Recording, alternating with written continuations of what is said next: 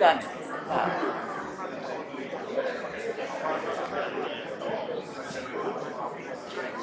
Stiamo aspettando.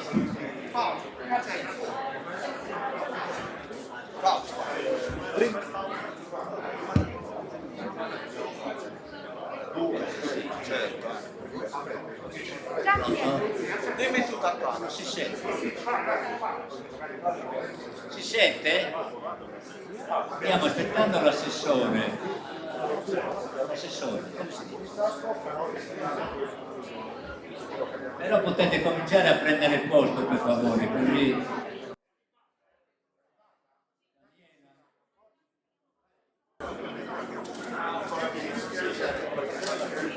Fausto, ciao! Ma ce la faccio a fare a chiedere 2 battute all'assessora prima di iniziare? Solo una battuta. Glielo dico. Sì. Dita. Sì, bene. Guarda qui, guarda.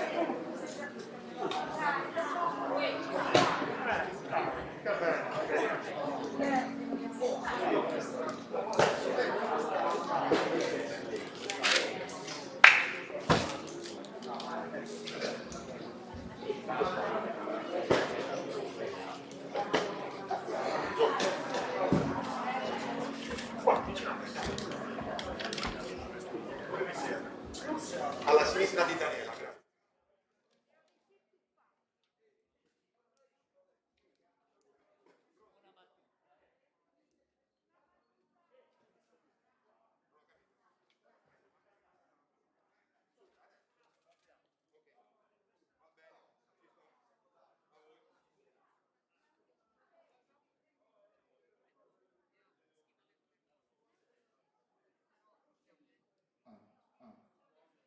Prova audio per il puro piacere di togliermi la mascherina. Invidiosi, Nel mentre delle 2 battute, volevamo dire agli amici che ci seguono su YouTube e Facebook che stiamo per iniziare. Il tempo di chiudere gli adempimenti all'ingresso, ovviamente Green Pass, distanziamento, temperatura, alcol igienizzante per le mani. Ringraziamo gli amici che sono presenti secondo il numero rigorosamente limitato. Io sono Nicola Pirina, vi aiuterò nella gestione della serata e ringraziamo l'associazione Lino Carlos per l'ottima proposta di evento a cui tutti abbiamo risposto e do la parola al presidente Fausto Mura. Aspettiamo che l'assessore si sieda. Sta completando la stampa.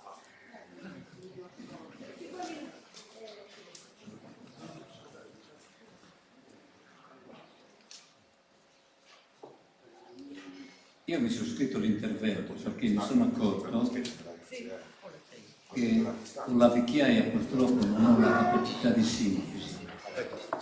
Siccome ho grande rispetto per voi, per chi mi ascolta, quindi ho preferito questa volta scrivervi alcune considerazioni e alcune cose essenziali assieme ai saluti e ai ringraziamenti.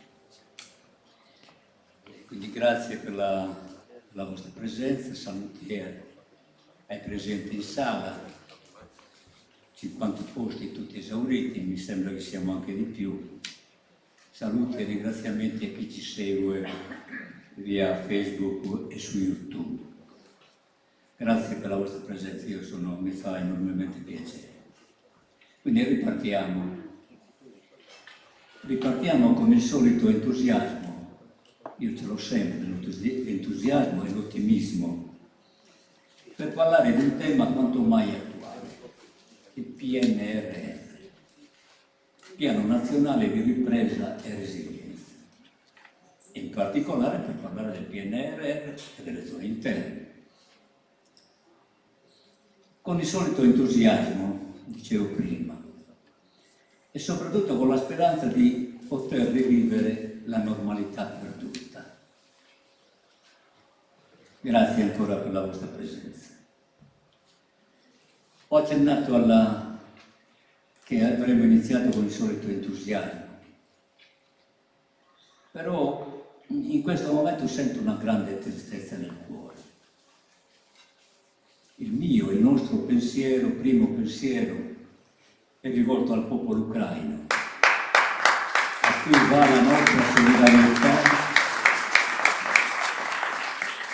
a cui va la nostra piena solidarietà, mentre esprimiamo una forte e decisa condanna di una guerra folle e assurda che ci riporta un secolo fa.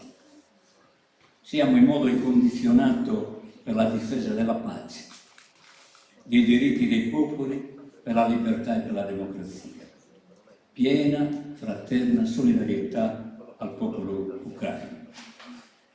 Saluto e ringrazio Nicola Perina, che ha il compito questa sera di coordinare questo incontro. Nicola Perina, lo conoscete tutti, è un amico da sempre dell'Associazione Nino Carlos, nonché componente del Comitato Scientifico, presidente dell'Associazione Sardegna 2050, studioso delle problematiche dei territori e non solo.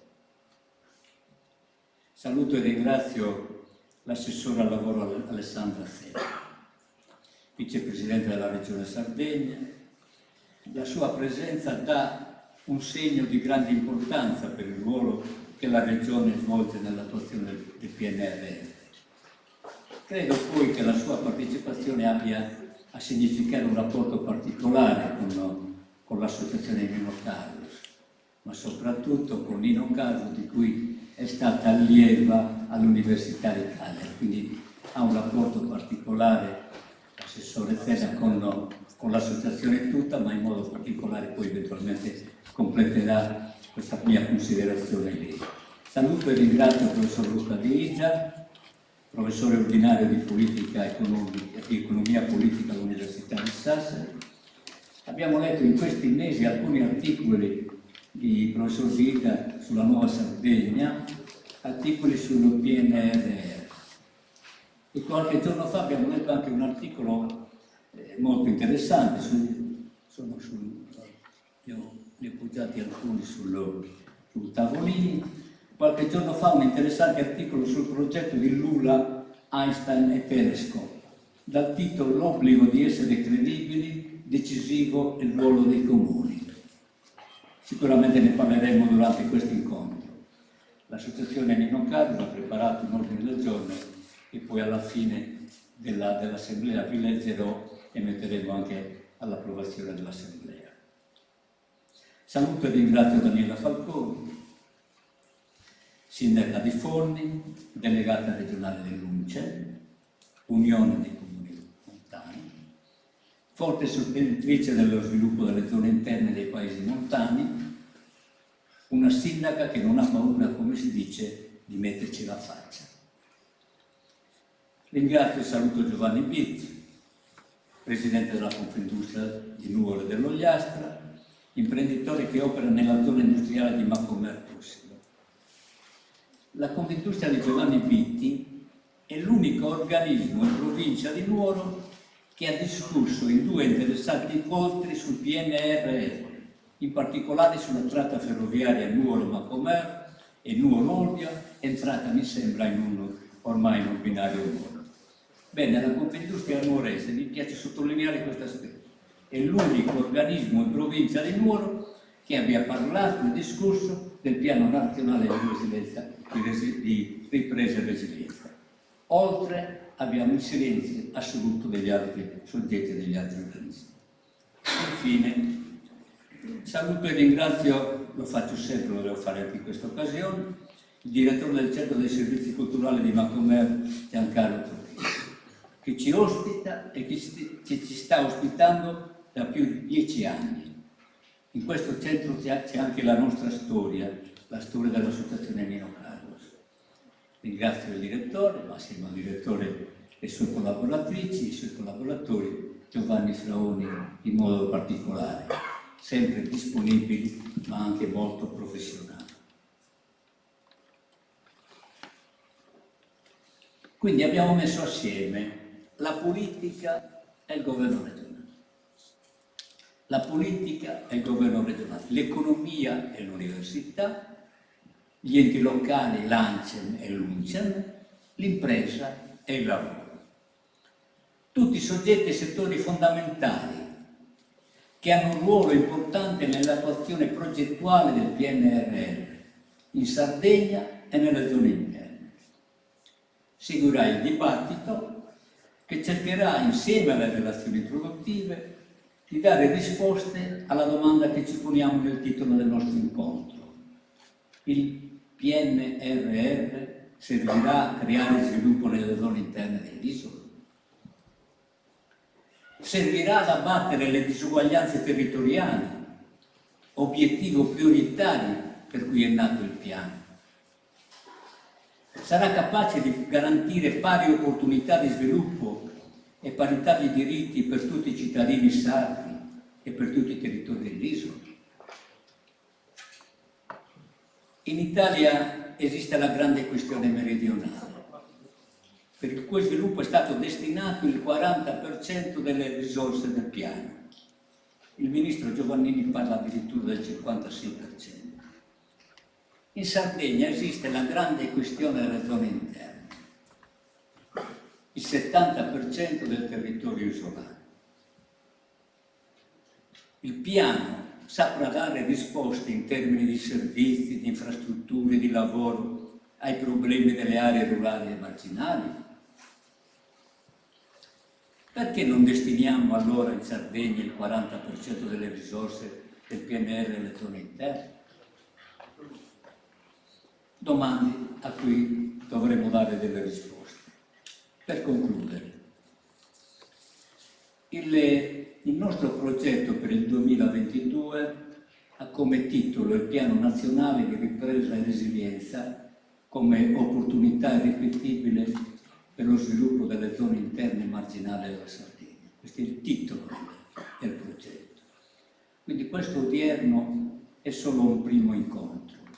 Ne faremo sicuramente degli altri, sempre sul PNR, sugli altri fondi finanziari europei, incontri comunque legati, come facciamo sempre, a progetti concreti e operativi che interessano il territorio della Sardegna interna. Io ho finito, grazie, buon lavoro. Grazie Fausto. Non ho fatto mistero anche in altre circostanze, io da grande voglio fare Fausto Mura, lo sapete. C'è stato uno molto più potente e più saggio di me che in anni non sospetti aveva detto io sono berlinese. Ha ragione Fausto, sarebbe carino che oggi molti dicessero io sono ucraino per tante ragioni di significato. Rosanna Lerga, vice sindaco di Macomer. Rossana, subito a bastonarmi. La chiamo Rosa e basta? A posto. Per gli amici. Vice sindaca, due bastonate. Come si dice a calcio? Un fischio tra scagare. Confindustriale anche lei, abbiamo iniziato insieme a viaggiare da Macomer quando il padre era presidente. È lei che mi ha portato in Confindustria. Buonasera a tutti, benvenuti. Io ho il piacere di portare il saluto del sindaco e quindi di tutta l'amministrazione comunale. È un piacere per noi accogliere queste iniziative importanti nel nostro centro servizi culturali che sappiamo bene, oltre al contenitore così bello, piacevole e curato, è famoso appunto anche per i suoi contenuti.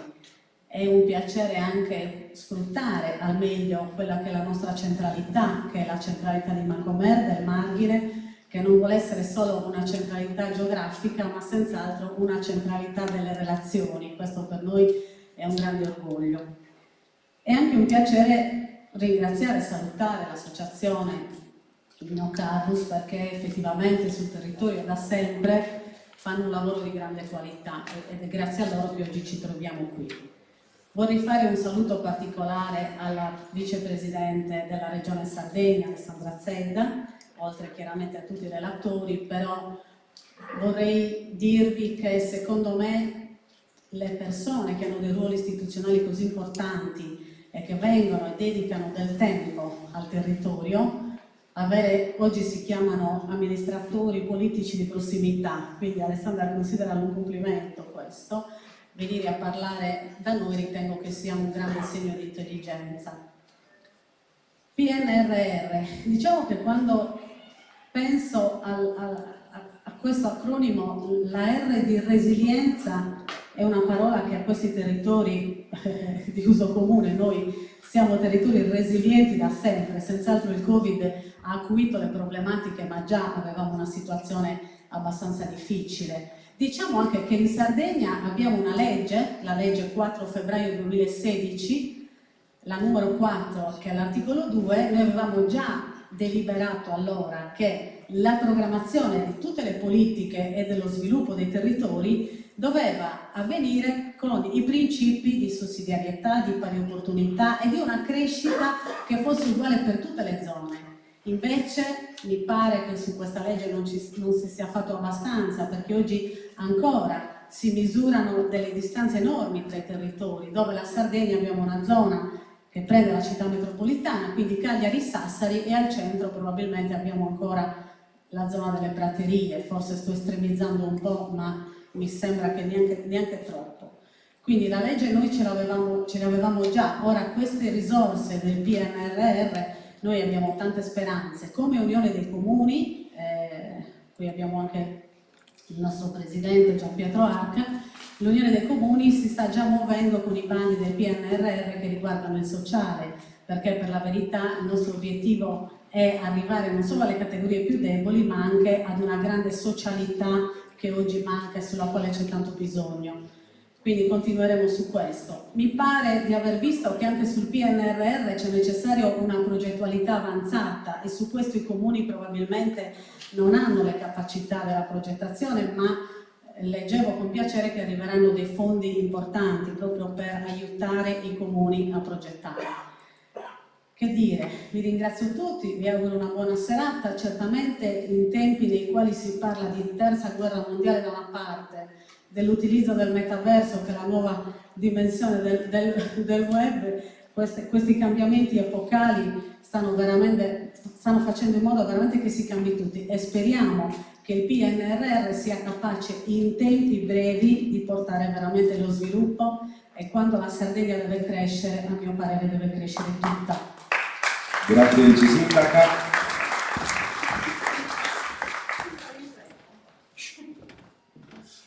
Allora, io piuttosto propongo questo agli amici relatori, piuttosto che un pistolotto da 10 minuti a testa, io vi faccio una macro domanda, se volete più macro domande prima di aprire il dibattito, così andiamo un po' più rapidi e un po' più veloci. E parto dall'assessore Alessandra, perché ha detto una cosa molto vera, Rosanna. Rosa,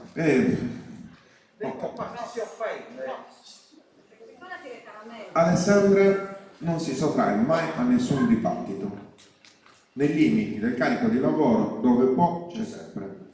E la domanda per tutti e quattro per iniziare è questa. È la domanda, perché l'ho scritta io, dell'evento. Ma il PNRR aiuta nello sviluppo delle zone interne? Era chiuso, Ale? Sì. Abbiamo fatto una mozione a maggioranza senza mascherina.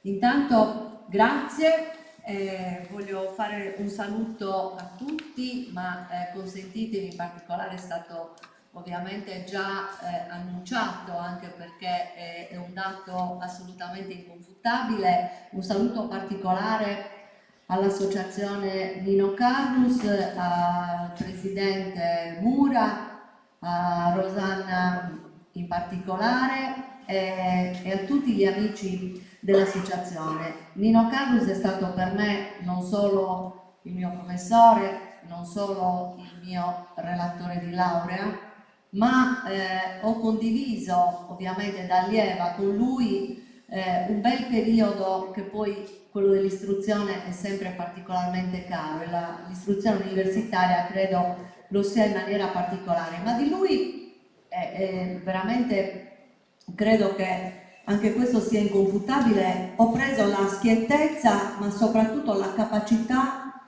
di parlare come si mangia, ovvero di agire sempre in maniera diretta, senza retropensieri, provando a mettere in campo tutto quello che si ha.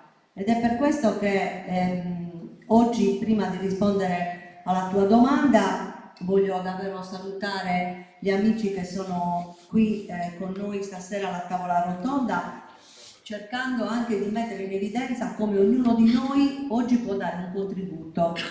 E io voglio andare anche un po' in controtendenza rispetto ad una risposta che potrebbe essere più o meno articolata, più o meno complessa. Inizio col dire che intanto il PNRR è una risorsa, è una grande opportunità da un lato, ma è anche una grossa responsabilità, perché è un debito che stiamo contraendo tutti e che vedrà davvero gli effetti benefici se saremo in grado di progettare in maniera corretta e soprattutto di spendere le risorse, e mi spiegherò meglio a breve, e soprattutto è un obbligo, un onere che dovranno restituire i nostri figli, i nostri nipoti e quindi le future generazioni. Ed è per questo che credo che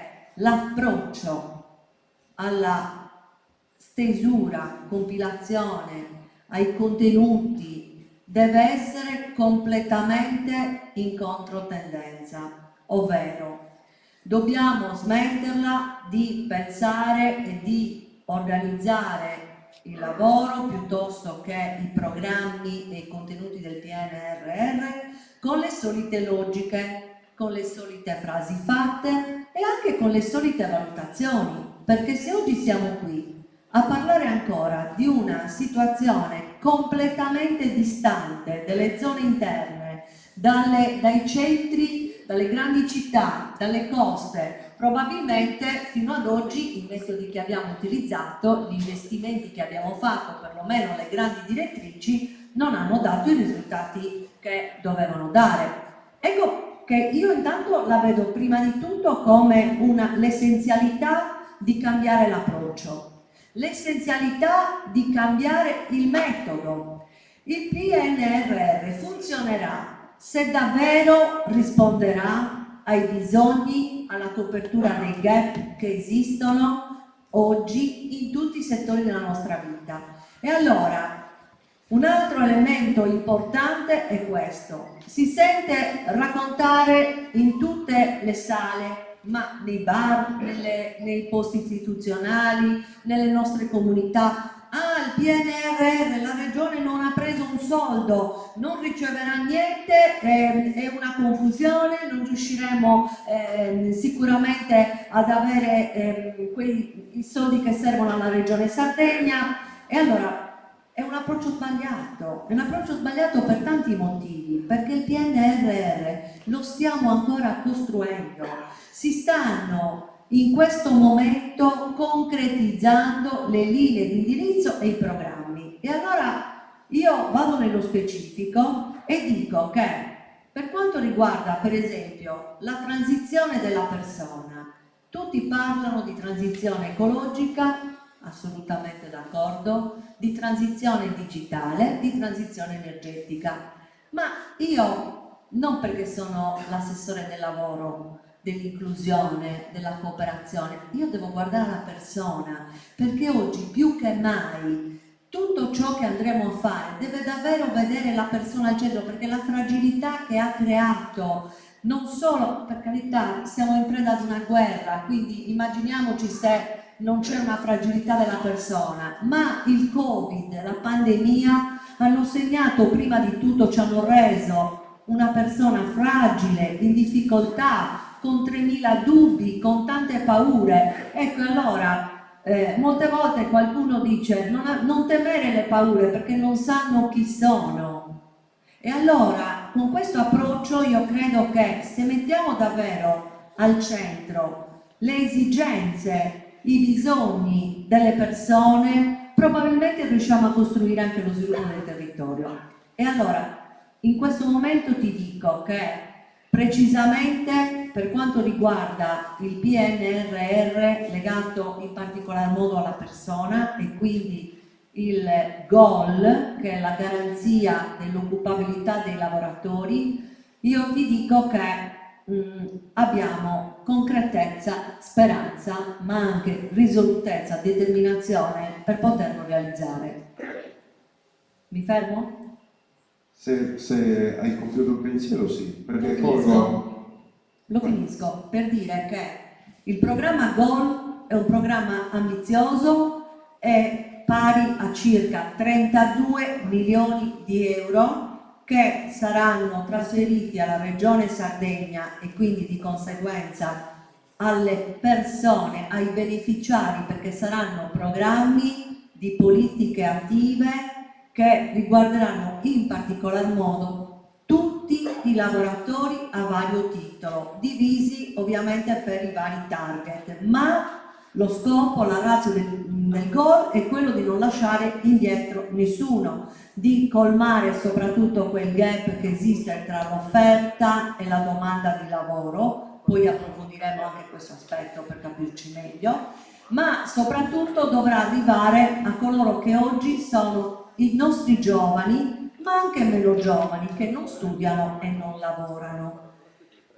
E non solo, al centro c'è il lavoro e quindi l'occupazione che dovrà avvenire per forza con tutti i tipi di politiche attive. Qui noi abbiamo anche ieri in Consiglio regionale abbiamo approvato la finanziaria, colgo l'occasione per salutare l'onorevole Talanas che è il consigliere del territorio, ma abbiamo fatto dei programmi, delle attività anche con i fondi regionali, quindi poi magari li vedremo ancora meglio perché probabilmente un altro degli approcci che dobbiamo mettere in corsa è quello di combinare le risorse che abbiamo a disposizione, combinare soprattutto le politiche, non dobbiamo più avere le rivalità o le differenze tra i territori, tra ciò che è dei comuni, ciò che è della regione, ciò che è del governo. Noi dobbiamo cercare di utilizzare il tutto in maniera unitaria e se possibile univoca. Io mi fermo e poi andremo nello specifico a vedere perché si realizzerà il PNRR in tema di lavoro. Grazie Ale. Colgo il primo intervento e do la parola a Daniela. Tu tieni il microfono perché poi devo igienizzarlo io. No, c'è tutta una logica di igienizzazione. Differente metodologia, differente approccio alla programmazione, mettere al centro la persona e, se possibile, deframmentazione degli interventi. Ho interpretato in maniera corretta? Sì. Daniela. Sì, grazie Nicola, buonasera a tutte e a tutti. Anch'io unisco ai ringraziamenti all'associazione Nino Carlos, a cui sono particolarmente legata per tanti motivi, non fosse altro perché un anno ho avuto anche l'onore di presiedere la giuria che ha premiato gli elaborati e le tesi di laurea dei ragazzi, ma soprattutto stimo l'associazione, Fausto e tutti i componenti per il grande lavoro che fanno non solo in questo territorio ma in tutti i territori di animazione, di dibattito sempre così alto. Il tema di oggi è un tema denso di contenuti, mi chiedevo anche se fosse il caso di parlarne visto quello che ci succede intorno, ma forse questo è proprio il momento di capire bene davvero dove vogliamo andare, sapendo benissimo anche che le situazioni, vista la situazione geopolitica mondiale a questo punto, possono cambiare da un giorno all'altro. Parliamo di PNRR e io voglio fare due opportune premesse. Parlo da sindaca, da amministratrice comunale ormai al secondo mandato, quindi anche con una discreta esperienza, anche se non si finisce mai di apprendere e di imparare.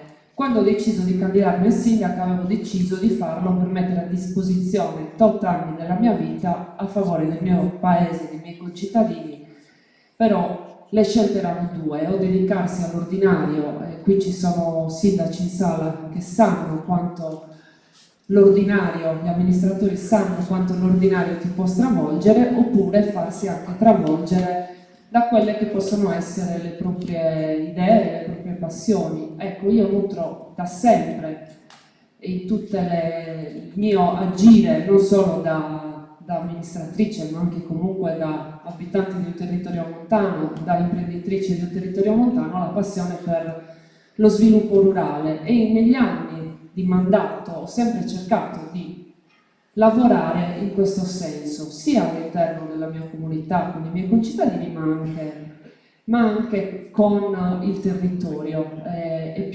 più in estensione anche con la mia regione, perché poi a questo ragionamento ci arrivo meglio.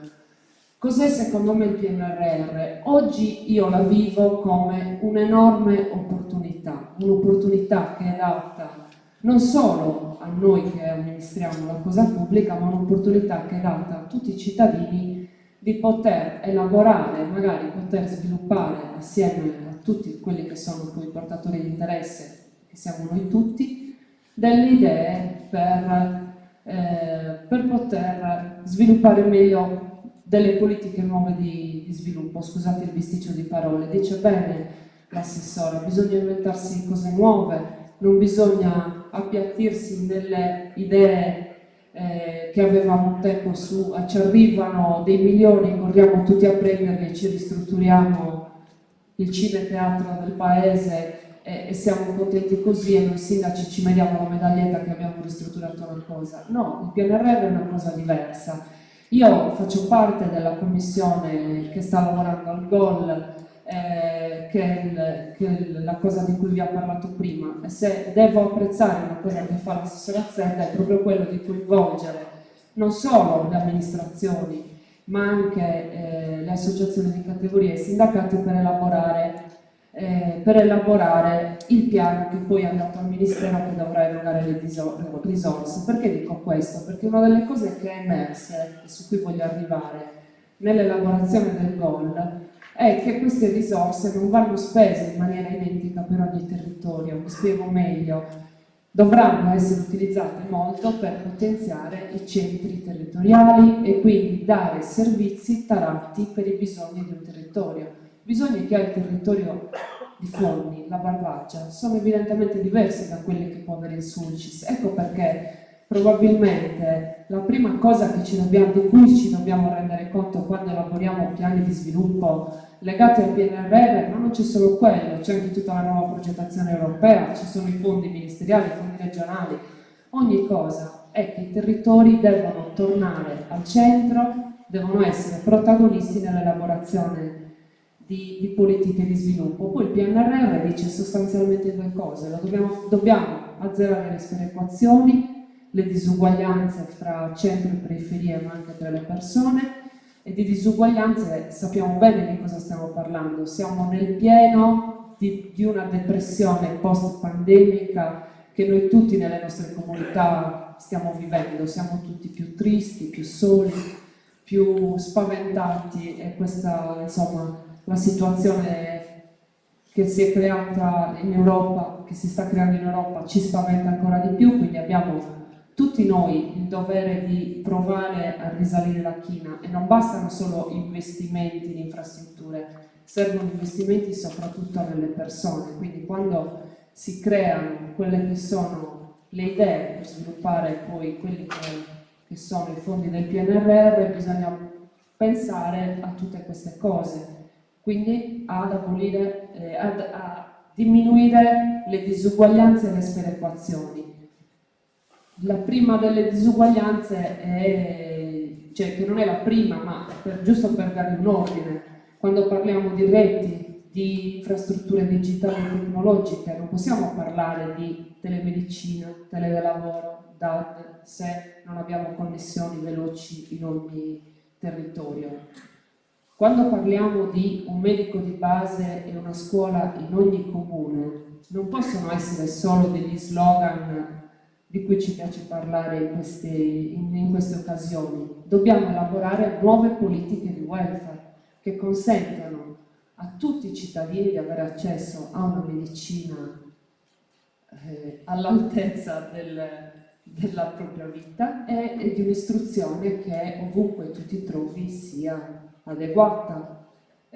Ci sono gli strumenti, per fare questo dobbiamo collegare le reti, ma dobbiamo collegare anche nuovi e migliori servizi. E poi ci sono tutti quei servizi legati al lavoro, allo sviluppo di impresa. In Sardegna non esiste solo la filiera del cemento o la filiera del metallo, ci sono tante altre filiere che si possono sviluppare.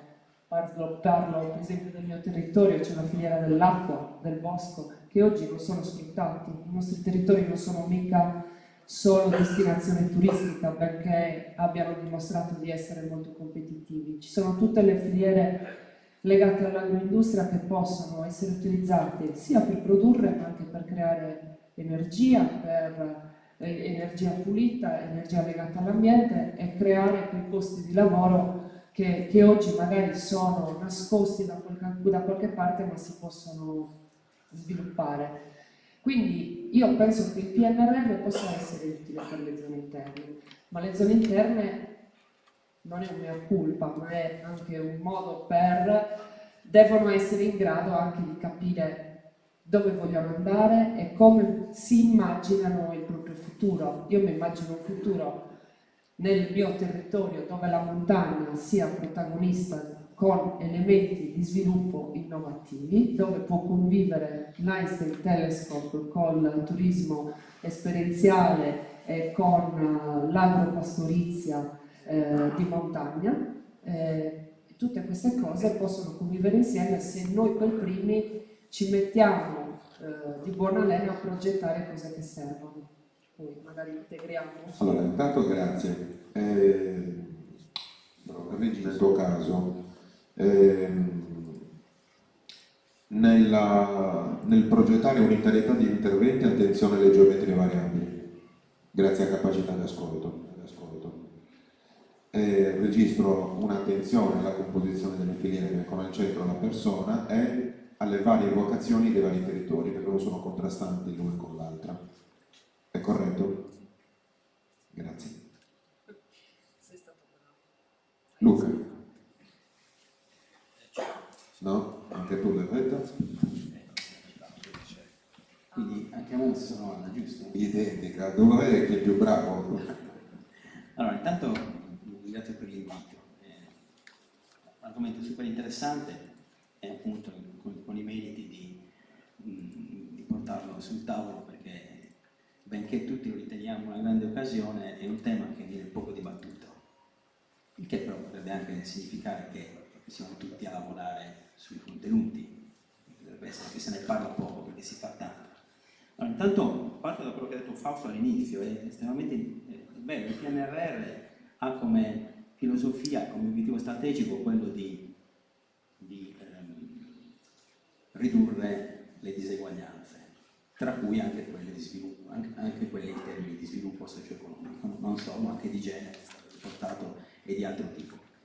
E ovviamente la diseguaglianza è un concetto, diciamo così, quasi frattale, nel senso che ha una dimensione internazionale, se compariamo paesi diversi, ha una dimensione interregionale all'interno della stessa nazione e poi all'interno della regione ha una dimensione ulteriore che è provinciale, poi comunale. Ed evidentemente è stato richiamato qui, la Sardegna vive in questa realtà.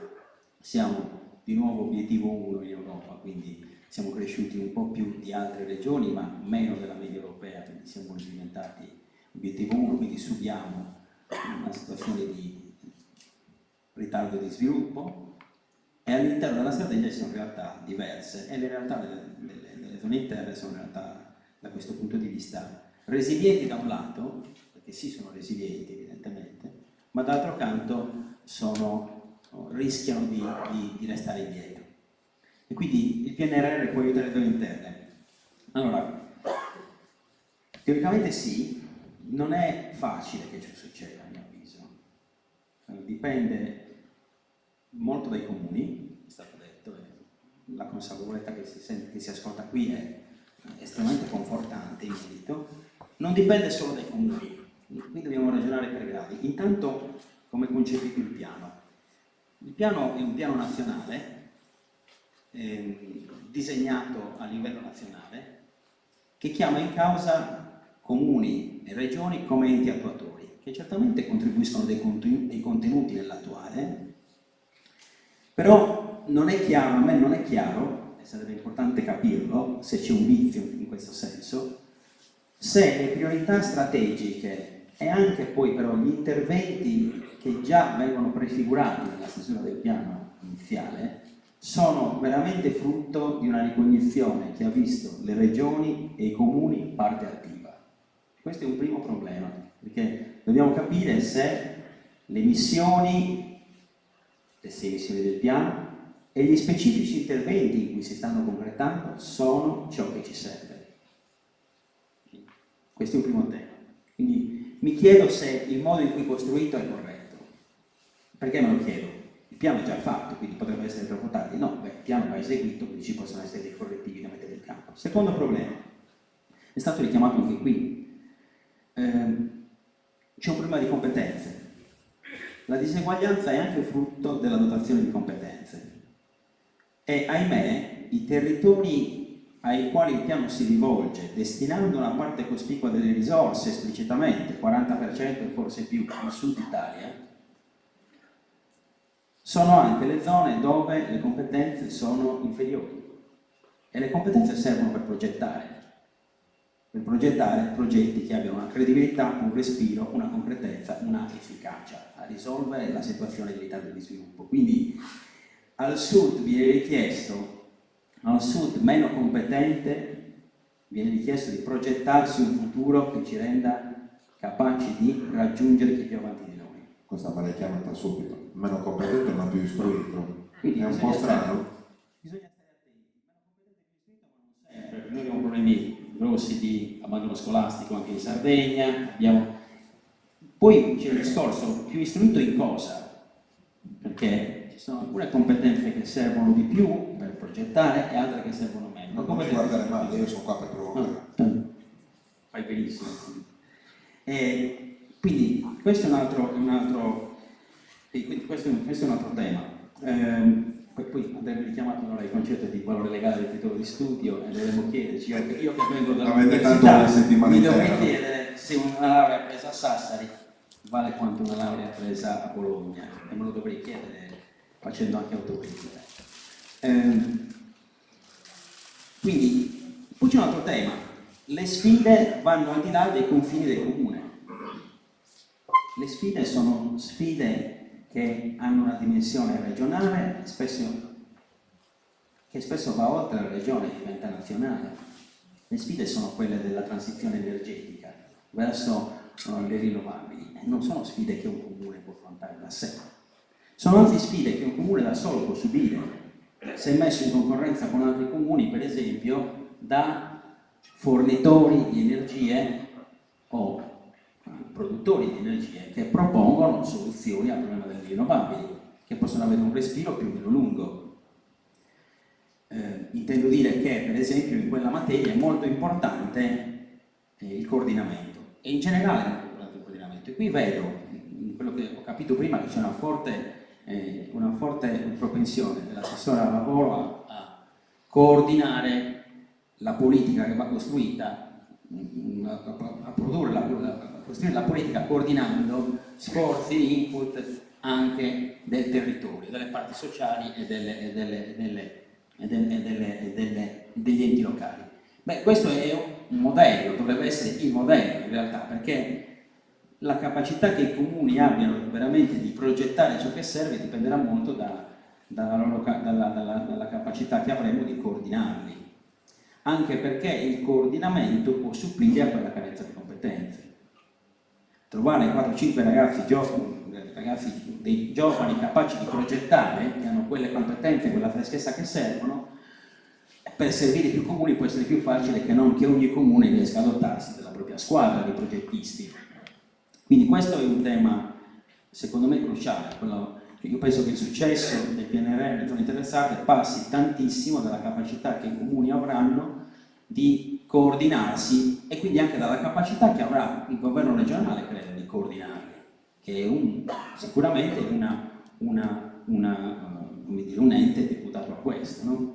Se volete un po', io penso che per noi sia un po' una cartina al tornasole il PNRR. L'autonomia è un concetto condivisibile, credo condiviso in maggioranza in Sardegna, ed è quindi un dono che ci siamo conquistati in qualche maniera, perché i nostri padri l'hanno conquistato per noi. Adesso a noi sta anche avere il coraggio di questa autonomia e anche l'orgoglio di questa autonomia, che vuol dire riuscire a farla fruttare. Non è semplice, ripeto, perché il dato storico da questo punto di vista non è con noi. in questo paese sono state spese enormi risorse per colmare il divario fra nord e sud, e il divario fra nord e sud Italia, almeno in termini di prodotto interno lordo pro capite, dal 70 a oggi non si è più ridotto, nonostante le risorse che abbiamo investito nel sud. Quindi questo ci deve far pensare che è una sfida molto difficile da vincere. Grazie Luca. Dunque, registro sì se ci doteremo delle competenze necessarie, sì se avremo una buona capacità di coordinamento su una visione abbastanza chiara, sì se non disperderemo e avremo, diciamo, un ordine di priorità compatibile con obiettivi raggiungibili. 27? Allora, adesso devi igienizzare tu, perché lo devi dare ad Alessandra. Giovanni. Grazie, io ho già igienizzato. Intanto buonasera a tutti e ringrazio l'associazione Nino Cadus e Fausto Mura che ha voluto la mia presenza. In qualità di presidente di Confindustria è la prima volta che lo faccio, mentre da imprenditore qualche anno fa mi era già capitato di essere presente a uno degli incontri. Saluto anche tutti i relatori. Niente, il nostro è un ruolo, non è un ruolo politico, non siamo un'associazione politica, siamo politici, siamo però di pungolo per la politica e giudichiamo la politica, il lavoro che fa la politica, nel bene o nel male. Io conosco Alessandra da tanto tempo e Pochi anni, se no sembro anziana. siamo anziani tutti e due, allora. Ci conosciamo da un po' di tempo e quello che mi dispiace, ma te lo dico, te l'avrei voluto dire altre volte che ci siamo incontrati sempre in maniera fugace, e di non averti avuto assessore all'industria quando io sono stato, adesso nella mia qualità di presidente degli industriali. È stata una bravissima organizzata assessore all'industria, lo è tuttora, però io all'epoca avevo più contatti con lei proprio per il ruolo che avevo.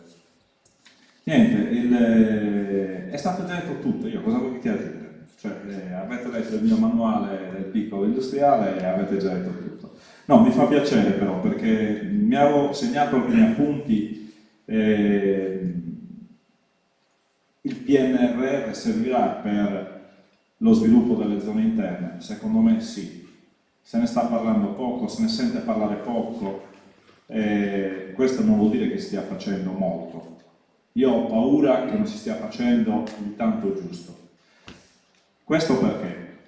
Non voglio ripetere le cose che sono già state dette, che le condivido tutte, però noi ci sentiamo ancora un territorio di serie B, nonostante abbiamo aziende resilienti, nonostante abbiamo una popolazione che si fa in quattro per tirare la carriola tutti i giorni.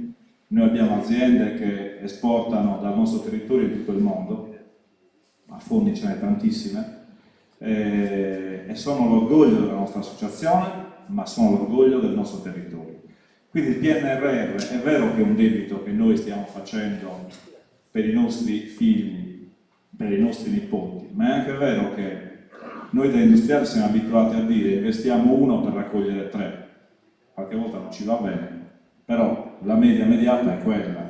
Quindi è vero che dobbiamo investire e dobbiamo in qualche maniera indebitarci, ma se ci indebitiamo per creare infrastrutture, che sono quelle che ci mancano nel nostro territorio, se investiamo per creare reti internet adeguate all'oggi, perché ci sono ancora territori all'interno delle nostre province che sono indietro, che non hanno la linea internet giusta, che non hanno la 4G, faccio per dire, ma senza andare lontano, a 80. Cioè ci sono zone industriali che non hanno ancora attaccata la corrente a 380, voglio dire, ci sono industrie che non possono partire se non attaccando sul gruppo elettrogeno, stiamo parlando di queste cose. Allora il PNRR, se studiato e fatto bene, secondo me può dare un ottimo risultato.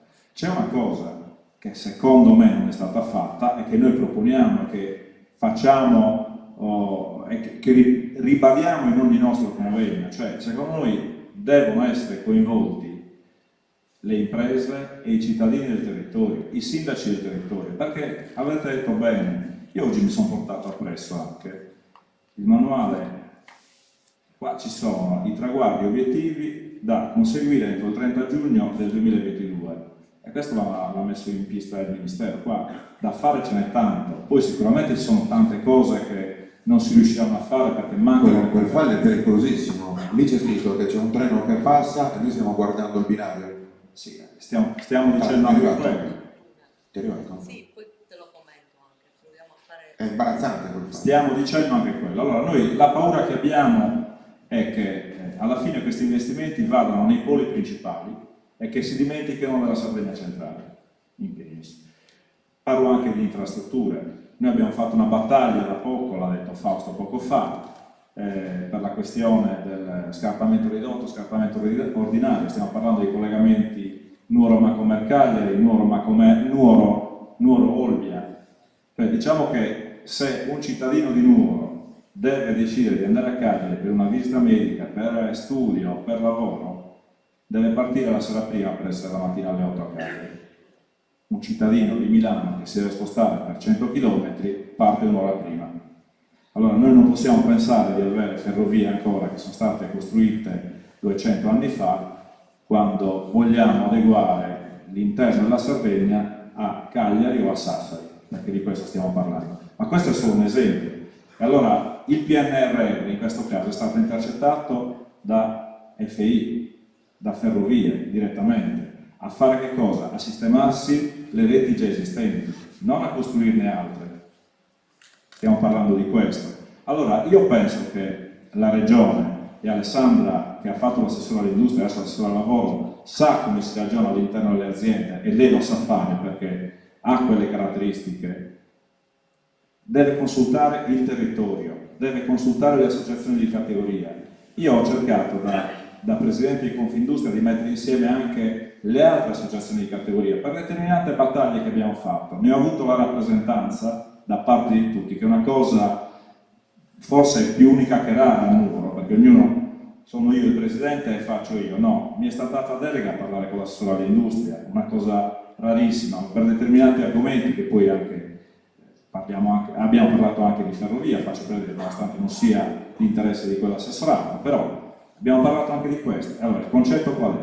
Noi vorremmo che sia creata per il nostro territorio una cabina di regia, una cabina di programmazione, chiamiamola così, ma che veniamo coinvolti insieme ai sindaci, insieme ai presidenti dell'Unione dei Comuni. Cioè, dobbiamo fare squadra, perché è vero che mancano le competenze, non le troviamo domani mattina.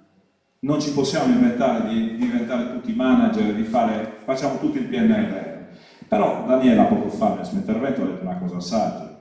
Ha detto, siccome il PNRR serve per diminuire le diseguaglianze nel territorio, per eliminare la sperequazione, noi, ha detto, come sindaci, accettiamo proposte dai cittadini.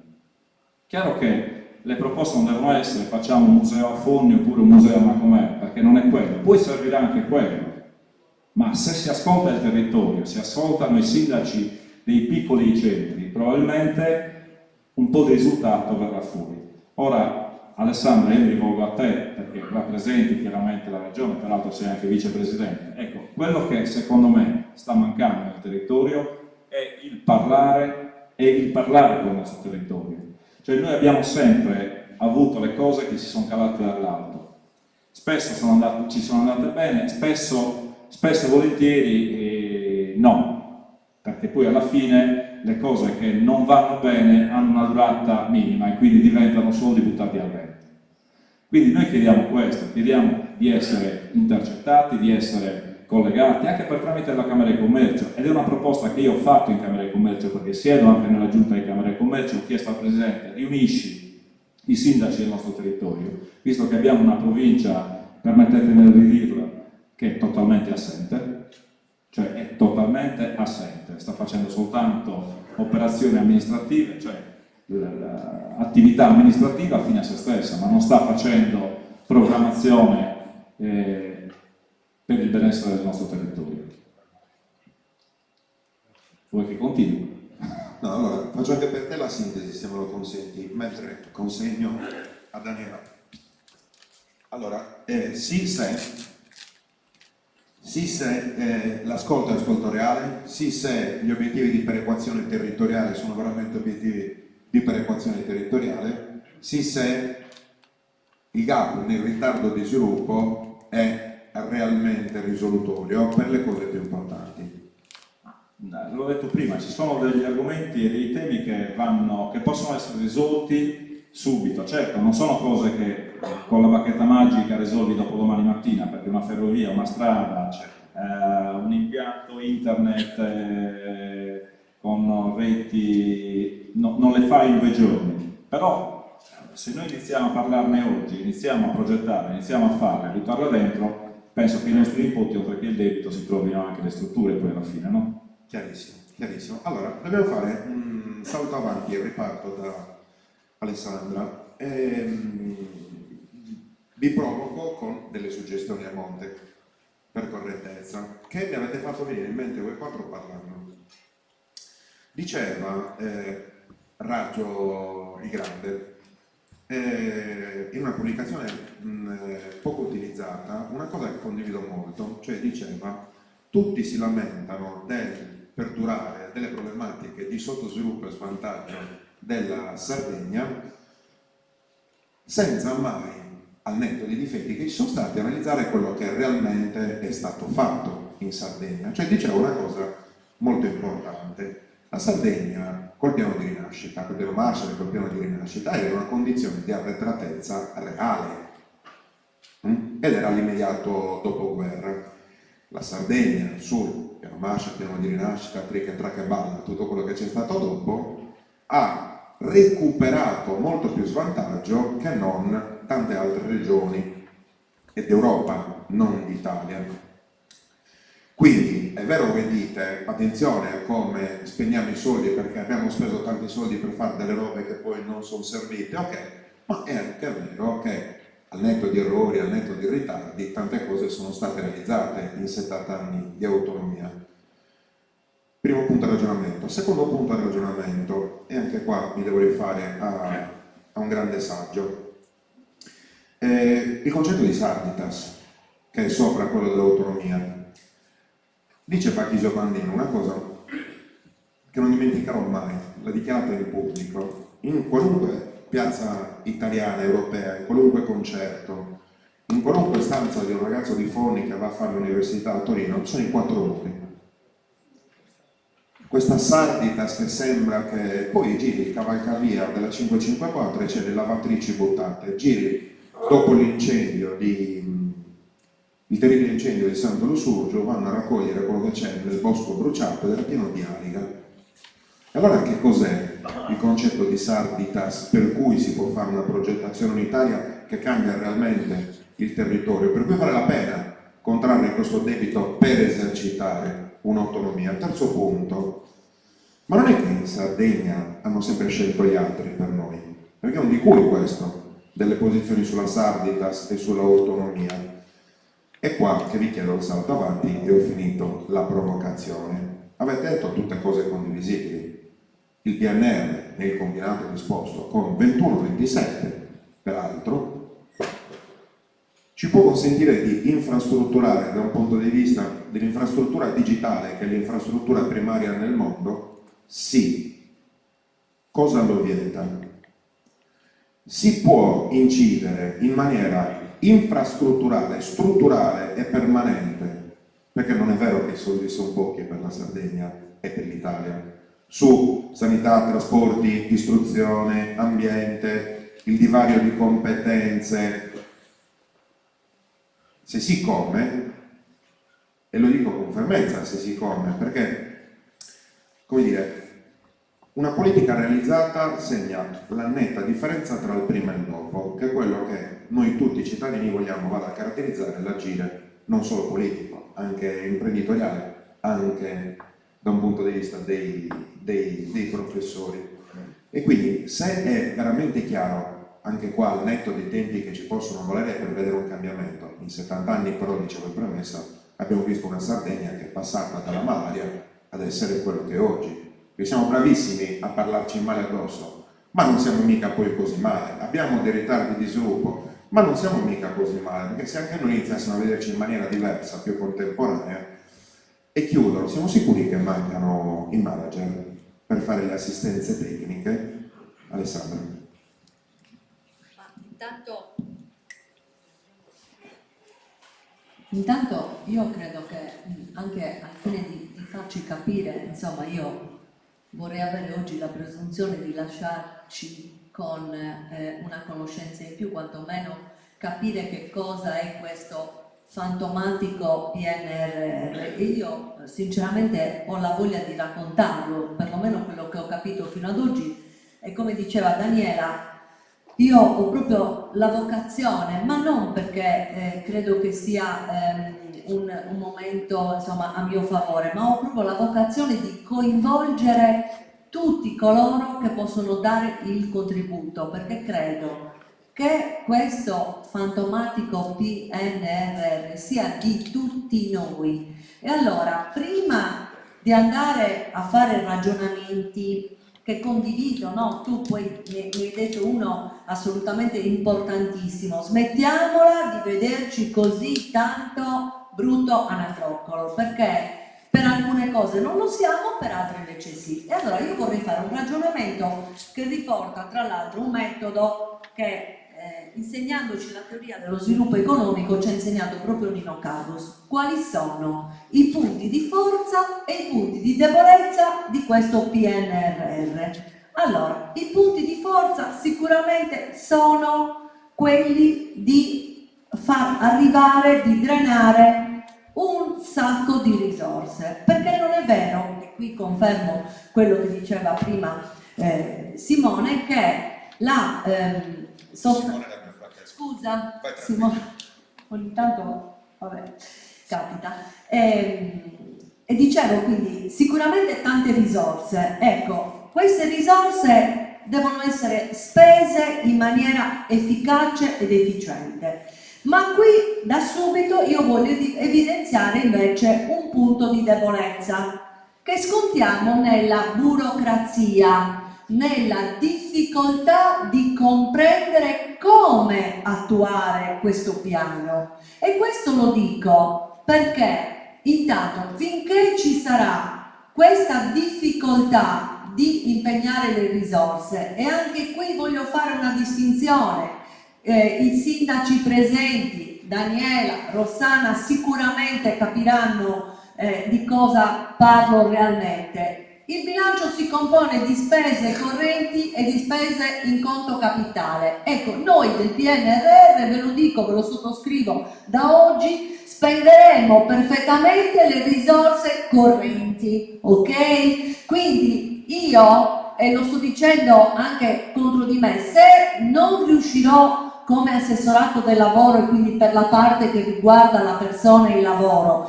a non mettere in campo una misura che arrivi nei territori, che sia condivisa con i beneficiari, e poi vediamo tutti quelli che devono partecipare, o meno come dire, scusanti di chi invece deve progettare, programmare, impegnare per opere pubbliche, per infrastrutture, per attività che riguardano una spesa in conto capitale che è veramente ricca di complessità. Quindi queste attività vanno raccontate, perché poi magari succede che il politico, e io ve lo do come dato certo, oggi io ho fatto approvare alla mia giunta il GOL, ok? Quindi abbiamo ottemperato alla prima scadenza, e io parlo di misure correnti. Quindi abbiamo fatto uno sforzo enorme, una grande capacità di proposta, perché Daniela può testimoniare che insieme alle associazioni di categoria, insieme ai rappresentanti dei sindaci, ai nostri uffici, all'assistenza tecnica, a tutti coloro che ci hanno dato una mano, alle agenzie formative, abbiamo costruito insieme questo primo piano, che per carità dovrà avere sicuramente delle modifiche, delle integrazioni. E allora dico, già qui dobbiamo mettere in evidenza che lo Stato, per esempio il governo, doveva essere pronto a dicembre. Noi dovevamo consegnare il piano entro il 31/12 del 2021, giusto Daniela? Ecco, questi ritardi li paga la Sardegna, ma non dipendono dalla Sardegna, perché queste cose vanno comunque messe in evidenza e bisogna sempre raccontare, anche al fine di far conoscere, di poter ricevere i contributi, come sono. Andiamo a parlare degli altri aspetti che riguardano i punti di forza.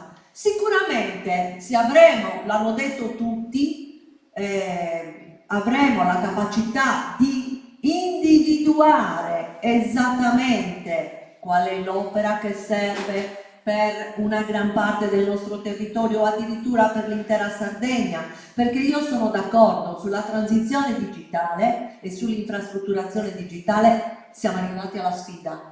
E questa è una delle infrastrutture immateriali che dobbiamo assolutamente realizzare. Abbiamo l'obbligo di farlo, perché se no l'assessore Zedda che si inventa i bandi per tutti i tipi di sovvenzioni e deve mettere in competizione l'impresa del centro Sardegna o delle isole più periferiche o delle parti più in difficoltà e con le grandi città o i centri dove arriva la fibra e la rete funziona perfettamente, poi è l'assessore Zedda, ma guarda quell'idiota che non ci ha fatto partecipare con pari dignità.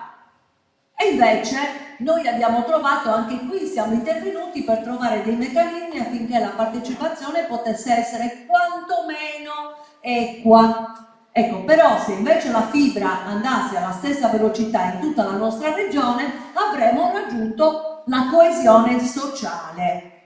Quindi a dire che i punti di forza devono essere messi e analizzati subito quando noi andiamo a scrivere il piano, e noi l'abbiamo fatto in questo momento, perché il GOL è un piano che deve arrivare, poi andremo anche nello specifico, se non vi tedierò troppo, a tutte le fasce della popolazione beneficiaria, e lo deve fare con il coinvolgimento di tutti.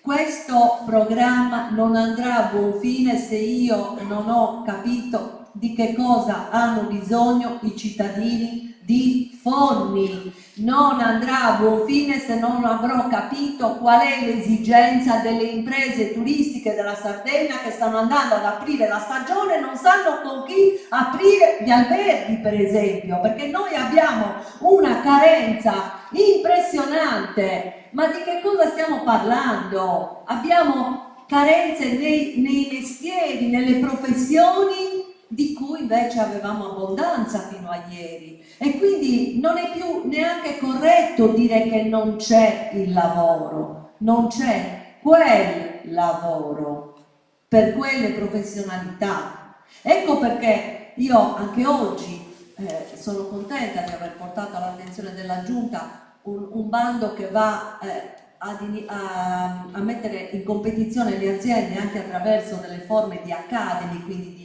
di formazione importante, con dei corsi, e guardate dove: trasport, mobilità, hospitality, accoglienza, enogastronomia, innovazione digitale, ma passando per il carpentiere, il saldatore, il fabbro, il meccanico. Dobbiamo costruire ogni euro che abbiamo a disposizione in funzione di quello davvero che serve. E allora dico, il PNRR ci dà l'opportunità di andare a valorizzare gli attori del territorio. Lo diceva prima Giovanni, le nostre imprese devono essere messe nelle condizioni di poter avere le professionalità a disposizione, i soldi per gli investimenti, dove deve intervenire anche lo Stato, ma io credo devono essere messe soprattutto nelle condizioni di operare a pari dignità in tutto il territorio della Sardegna. E allora, a questo proposito, io dico che sarà molto importante, ed è la nostra sfida, quella di semplificare al massimo le procedure di partecipazione, di agevolazione, quindi di ottenimento dei benefici dei programmi del PNRR. Altro punto di difficoltà: Io credo che Luca su questo non possa che darmi ragione, così pure come quando Giovanni dice che ha delle difficoltà a capire che cosa stiamo facendo e ha il sentore che non si stia facendo. Io devo dirvi che non si sta facendo quello che a questo punto avremmo dovuto già avere disponibile. E questo lo dico perché se noi non ci mettiamo in testa di chiarire quali sono e chi deve fare che cosa, quali sono i programmi, le azioni e le misure, chi le deve portare avanti. Il PNR in quel documento che ha in mano Giovanni è una babele, è da mal di testa, è come apprendere una lingua straniera in una settimana. Ecco perché dico, l'altro giorno, e anche di questo Daniele è testimone, qualcuno chiedeva già dei documenti, è tutto da costruire e dobbiamo costruirlo in maniera codificata, dove tutti questi codici li possono leggere, perché oggi quante università sono coinvolte? Hub, SPOC, tutte le materie in cui dovete intervenire, ma un po' di mal di testa non ce l'hai, Luca? No, perché se no ce l'ho solo io e allora alla fine sembro io ecco, ok? Ecco, quindi dico, oggi davvero la Regione ha il ruolo di semplificare la comprensione e mettere nella disponibilità attraverso la propria struttura, ma anche facendosi aiutare e poi trasferendolo col territorio per ogni materia in cui dobbiamo intervenire, anche perché se noi pensiamo che il PNRR deve andare per gli ospedali sismici, e non mi pare che noi siamo sismici, quindi vorrei capire quella misura a noi cosa ci serve, al bel resto di nulla, mentre magari possiamo concentrarci senza inseguire 100 lepri su quelle che sono le risorse che a secondo dei programmi possono arrivare per le campagne, per la montagna, per le zone interne, per il welfare, per le infrastrutture, per la famiglia, per la scuola. E allora dobbiamo avere chiarezza di dove dobbiamo e come dobbiamo intervenire e chi soprattutto. Perché io non sono neanche d'accordo con dire che tutto devono fare i comuni, che i nostri sindaci sono anche gli unici depositari di come si vive nei territori. Loro sono grandi protagonisti e anzi, per quanto mi riguarda, sono anche martiri fino ad oggi, perché sinceramente sono i più esposti, quelli che hanno più difficoltà, ma da soli, se noi buttiamo la patata bollente sui sindaci e sui comuni, da soli non ce la fanno. La regione da sola non ce la fa.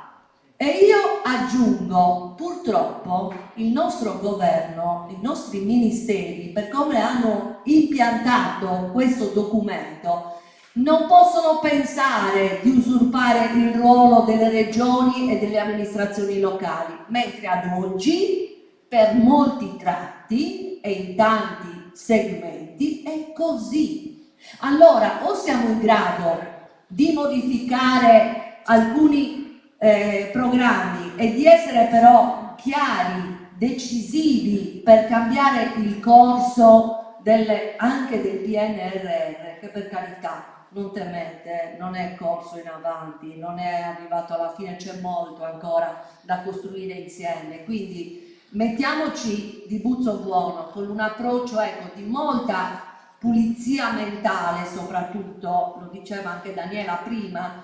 Proviamo a ritrovare speranza, forza, capacità, unità d'azione, evitiamo di metterci in contrapposizioni gli uni con gli altri. Io non ho capito perché ci deve essere sempre questa contrapposizione dei comuni nei confronti della regione. Oggi i nostri comuni, i comuni della Sardegna, sopravvivono e qualcuno ancora riesce ad attivare molte attività, perché è la regione Sardegna che sta a fianco ai propri comuni, perché se noi aspettiamo i trasferimenti statali per le funzioni delegate a livello centrale, probabilmente Daniela e Rossana scriveranno dei libri su questo. Quindi io dico, ritroviamo la voglia di concertare, programmare, progettare insieme per la nostra Sardegna e per i sardi, e allora probabilmente quella Babele forse riusciremo a interpretarlo un po' meglio.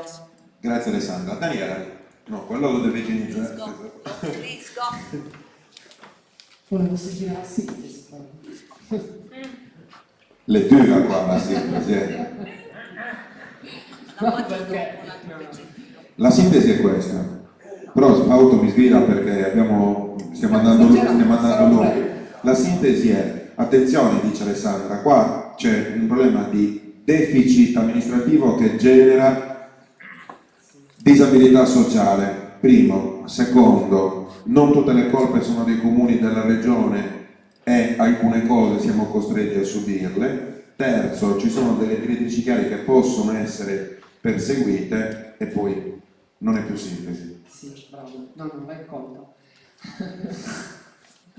No, Alessandra ha messo bene il dito nella piaga, nel senso che per come sto vivendo io questo anticipo di PNRR, perché ha detto bene, siamo solo alle battute iniziali, se non si potenzia l'attività amministrativa davvero spenderemo poco e male le risorse. Oggi per fare un'opera pubblica in media, un'opera pubblica importante, non ci vogliono meno di 10 anni tra progettazioni, controprogettazioni, variazioni, autorizzazioni, eccetera, eccetera. Immaginate se arrivano ingenti quantitativi di risorse, cosa può succedere? Cosa sta succedendo oggi nei comuni? Poi mi riallaccio un po' al ragionamento. Il PNRR funziona che c'è un castelletto importante di risorse, una parte vengono distribuite ai vari ministeri, i ministeri oggi stanno iniziando a rilasciare, i comuni lo sanno, i primi bandi. Poi c'è tutta la parte, che quella è la cosa importante di cui ha parlato l'assessora, riguardante i fondi che andranno alle regioni. Oggi cosa sta succedendo? Ogni ministero ogni giorno rilascia un bando. Noi in questa settimana abbiamo partecipato a un bando per gli asili nido, un bando per le palestre, un bando per le mense, più c'erano alcune a concomitanza di alcuni bandi regionali, perché anche quelli dobbiamo partecipare per i cimiteri, altri per il progetto in scuola, altri che il Ministero ci chiede il piano delle infrastrutture. Tutto questo lo facciamo alle volte con un tecnico comunale e a volte dando degli incarichi esterni. Va da sé che se non si potenzia subito la macchina, ai bandi partecipiamo pure, ma poi non siamo in grado di partecipare perché noi stiamo concorrendo con 8.000 comuni italiani e non riusciamo probabilmente a vincerli e se poi li vinciamo non riusciamo a realizzare per tempo le opere. Quindi questa è un'emergenza importante. Una cosa vorrei portare all'attenzione dell'assessora: la prossima settimana scade il primo bando importante sui paesi, li chiamano borghi nel Ministero della Cultura, a me piace chiamarli paesi. Ci sono due linee, la stragrande maggioranza dei comuni sta partecipando a quella che è la linea B, che ti consente di fare alcune ristrutturazioni con progetti culturali.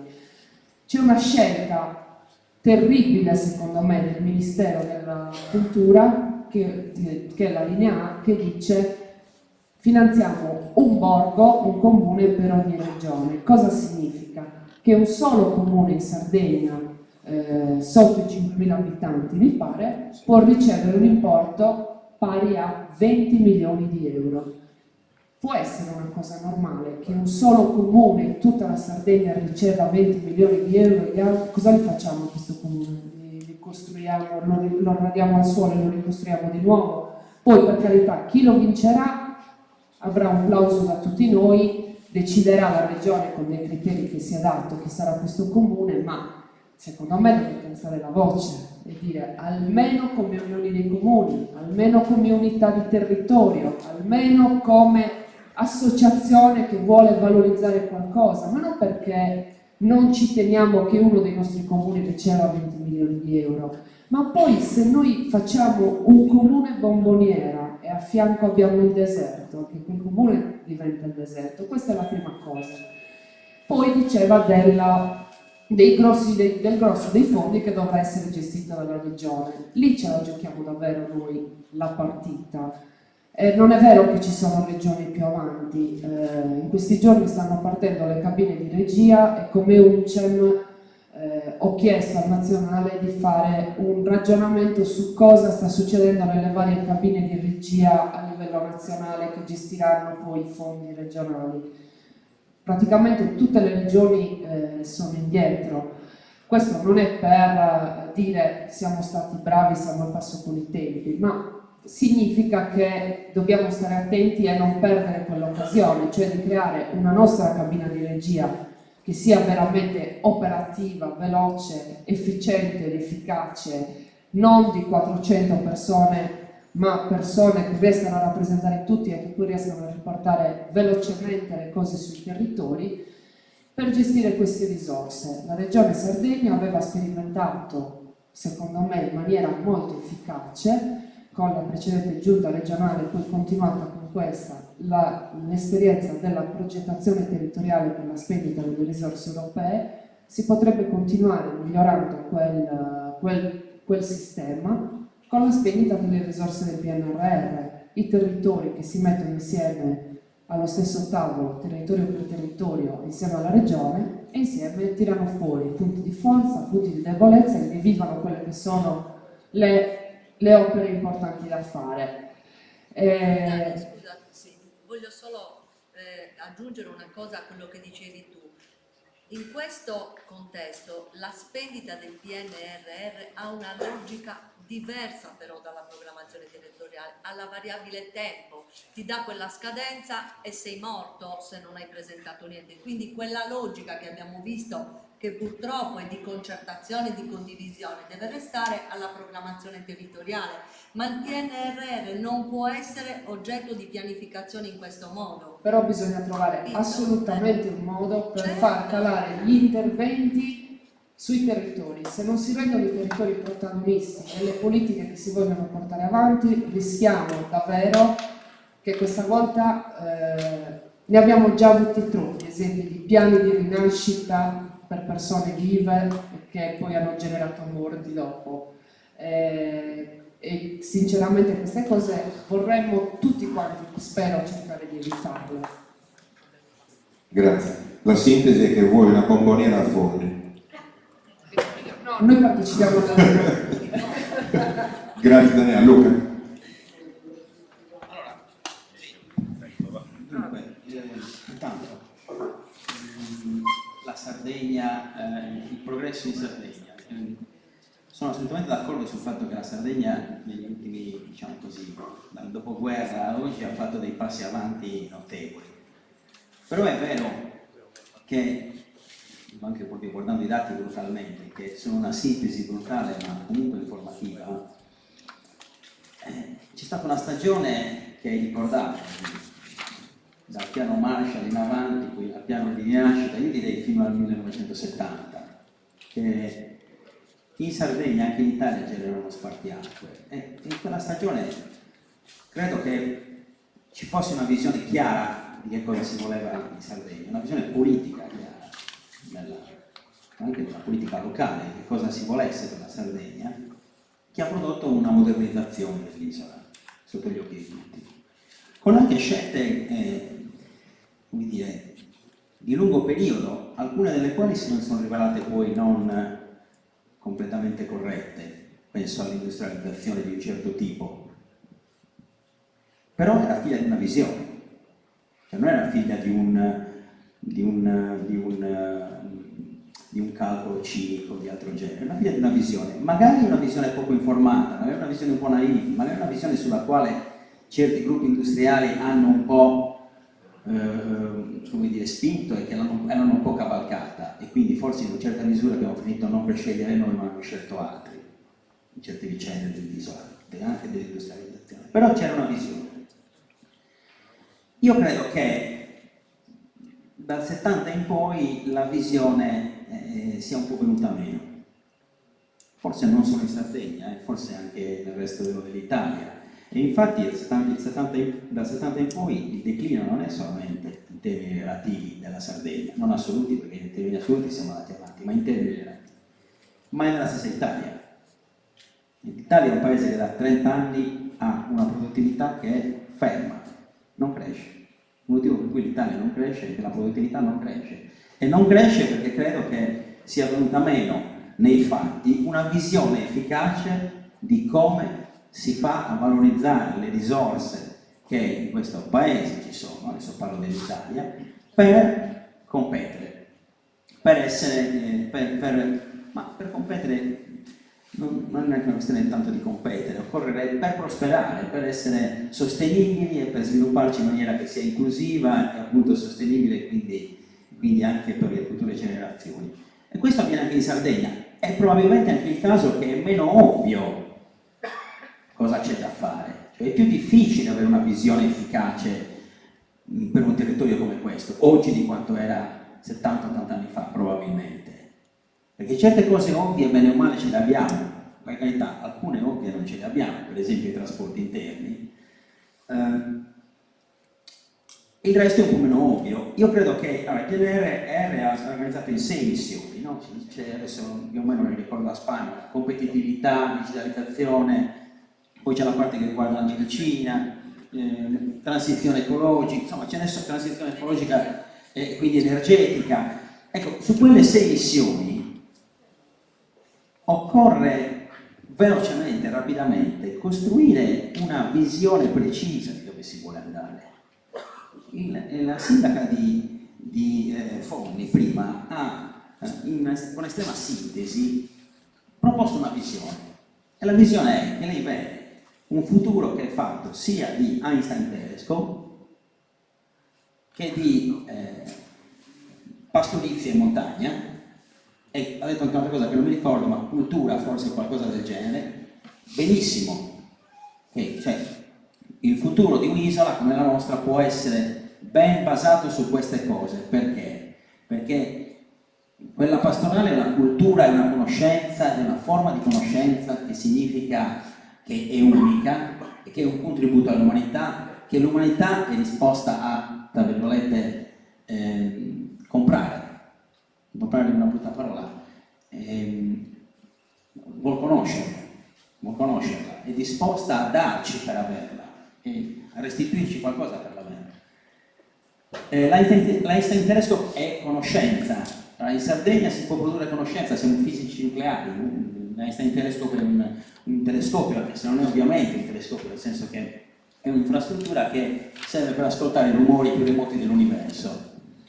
Perché mai in Sardegna? Abbiamo una tradizione di fisici nucleari in Sardegna? No, o neanche di astrofisici. Però la Sardegna, da un punto di vista geologico, è un posto quasi unico in Europa per ascoltare quel tipo di rumore. E quindi la Sardegna diventa un posto ideale per una comunità, tanto ideale che una comunità scientifica internazionale lo propone come sito per farci questo telescopio. Se si sviluppa una visione chiara di che cosa vogliamo essere, una visione che per essere efficace deve essere condivisa, quindi deve anche partire certamente dai comuni, ma deve trovare una sintesi che va al di là dei comuni, anche perché sono d'accordo, i comuni sono dei protagonisti, ma non sono un punto di vista ovviamente, quindi forniscono un'informazione su ciò che vogliamo essere, che però poi deve trovare una sintesi nel governo regionale, perché la visione può essere una visione con cui il singolo comune è d'accordo, ma va oltre il comune, non può essere una visione del comune. Quindi se noi non sviluppiamo questa visione precisa su dove vogliamo andare, su quei 6 temi, non faremo le scelte di investimento giuste. Chiudo su un tema, che è quello dell'energia, poi continuo una battuta sulle competenze. L'energia. Beh, la transizione verso l'energia rinnovabile è un tema estremamente difficile, ancora di più in questa isola che ha un capitale naturale particolare, di particolare valore. E non è così ovvio che il passaggio alle rinnovabili, un capitale culturale, naturale e culturale, non è così ovvio che il passaggio alle rinnovabili sia da questo punto di vista indolore. È necessario, sacrosanto, ma non è indolore. Ricordiamoci tra l'altro che il primo settore per l'export di quest'isola sono i prodotti petrolchimici della Saras. Fanno di gran lunga una cifra molto superiore all'export legato al turismo e quant'altro. Quando ci sarà la transizione, e ci sarà, ci dovremo preoccupare del fatto che certi lavori non ci saranno più, che è quello che diceva ancora una volta l'assessora, magari ce ne saranno altri, però dobbiamo essere capaci di capire cosa non ci sarà più. Quindi, esatto. Se va avanti con la guerra torniamo al carbone. No, certo, non dobbiamo, esattamente, no, certo, no, assolutamente, quello è un altro capitolo, perché noi il gas lo dobbiamo prendere da un'altra parte, no? Abbiamo ben pensato di prenderlo dai russi. Infine competenze, secondo me il deficit di competenze c'è, e talmente c'è, è certificato che ci sia, che nel PNRR è prevista una misura per colmarlo. Sono 1 migliaio di posizioni distribuite nel territorio nazionale, non so quanti siano tra la Sardegna, una quarantina forse, qualcosa di una fessiglia. Però il punto, 37. esatto, 37. Però il punto è che non è facile reclutare, anche perché la misura da questo punto di vista è un po' particolare, perché se ho ben capito si possono reclutare degli esperti per 3 anni, con un salario che non so quant'è, ma se uno è veramente esperto, forse trova di meglio che un contratto di 3 anni a quel salario al quale lo stanno proponendo, quindi non è banale portare le competenze. Colmare questo gap non è banale, per cui secondo me da quel punto di vista il coordinamento è molto importante, perché si possono fare un po' di economie di scala da questo punto di vista, a parte che funge anche poi da un altro meccanismo che se le stesse competenze si occupano di progettare per più entità territoriali si raggiunge anche una maggior grado di sinergia, di unitarietà dei progetti e si evita la frammentazione. Chiudo qua. Grazie Luca. Ti lascio a te la scelta, Giovanni. Cosa vuoi che dica? O mi rispondi o chiamo gli interventi. No, Mi rispondi. faccio l'ultimo passaggio, vai su. Devo fare la sintesi sua? No, la faccio io. Vai. Visto che sono ultimo, ma non ultimo. Last but not least. No, vabbè, gli interventi che sono stati fatti prima di me sono tutti quanti coerenti e molto interessanti anche, ma soprattutto reputo coerente quello di Alessandra, che adesso non per fargli ulteriori complimenti, però lei è molto pragmatica, pratica e le cose che dice le fa, e effettivamente il suo assessorato è quello che in questo periodo di pandemia è uno dei pochi che si è mosso per tempo in linea con quello che erano le esigenze di mercato e dei cittadini soprattutto del mercato. Sì, io quello che chiedo è questo: a monte deve esserci una cabina di regia, perché anch'io ho visto questo documento e credetemi che ha ragione Alessandro, cioè di difficile interpretazione, ci vogliono degli ingegneri, ci vogliono dei matematici sicuramente, però bisogna metterli a corpo, perché se queste persone non le mettiamo insieme, non le troviamo, non le cerchiamo, non le mettiamo insieme, non creiamo un bel gruppo di lavoro che poi interloquisca con gli attori del territorio, che sono i sindaci, che non devono avere l'impeto o il problema di doversi scervellare, perché ovviamente nei piccoli comuni poi chi lo deve fare? Deve fare il geometra, che deve fare anche altre 1000 cose, oltre che aprire magari il cimitero, deve anche occuparsi di fare il piano del PNRR per sindaco. No, però i sindaci sono sicuramente i sensori del territorio, così come le associazioni di categoria, così come la Camera del Commercio, cioè sono dei sensori che possono dare a chi amministra, a chi sta sopra di noi, quindi alla regione, agli assessori regionali, ai consiglieri regionali, che sono altri sensori che dovrebbero circolare di più nel territorio e non lo fanno, spesso e volentieri. Non parlo degli assessori, parlo dei consiglieri regionali, che a volte dobbiamo tirare per la giacca, vieni a trovarci, vieni che ti esponiamo quali sono le problematiche, così le capisci, le sai anche di prima mano e non te le vai a inventare solo perché magari c'è Giovanni che è più potente di un altro e te le dice all'orecchio e allora le porti in consiglio. Dice Talanas, mi raccomando, se no scappa adesso. No, lui teniamolo lì, oggi se deve prendere, spero che sia venuto col casco, anzi Nicola mi ha detto mi raccomando non tirare schiaffi dall'alto perché qui fai male, e non lo faccio, anche perché ho visto che il casco non ne ha, quindi no scherzi. Però il passaggio è questo, cioè creare un gruppo di lavoro che è quello che stiamo chiedendo noi. Coinvolgeteci come territorio, perché il nostro territorio ha sicuramente più bisogno di altri territori. Cagliari in particolar modo è più avanti di Nuoro sicuramente della nostra provincia, Sassari sicuramente molto più avanti della nostra provincia, però noi non siamo dietro a nessuno, vogliamo e lo stiamo dimostrando che sappiamo fare e vogliamo fare. Anche i laureati di cui parlavate prima sicuramente ci sono nella nostra terra, il problema è che sono andati fuori.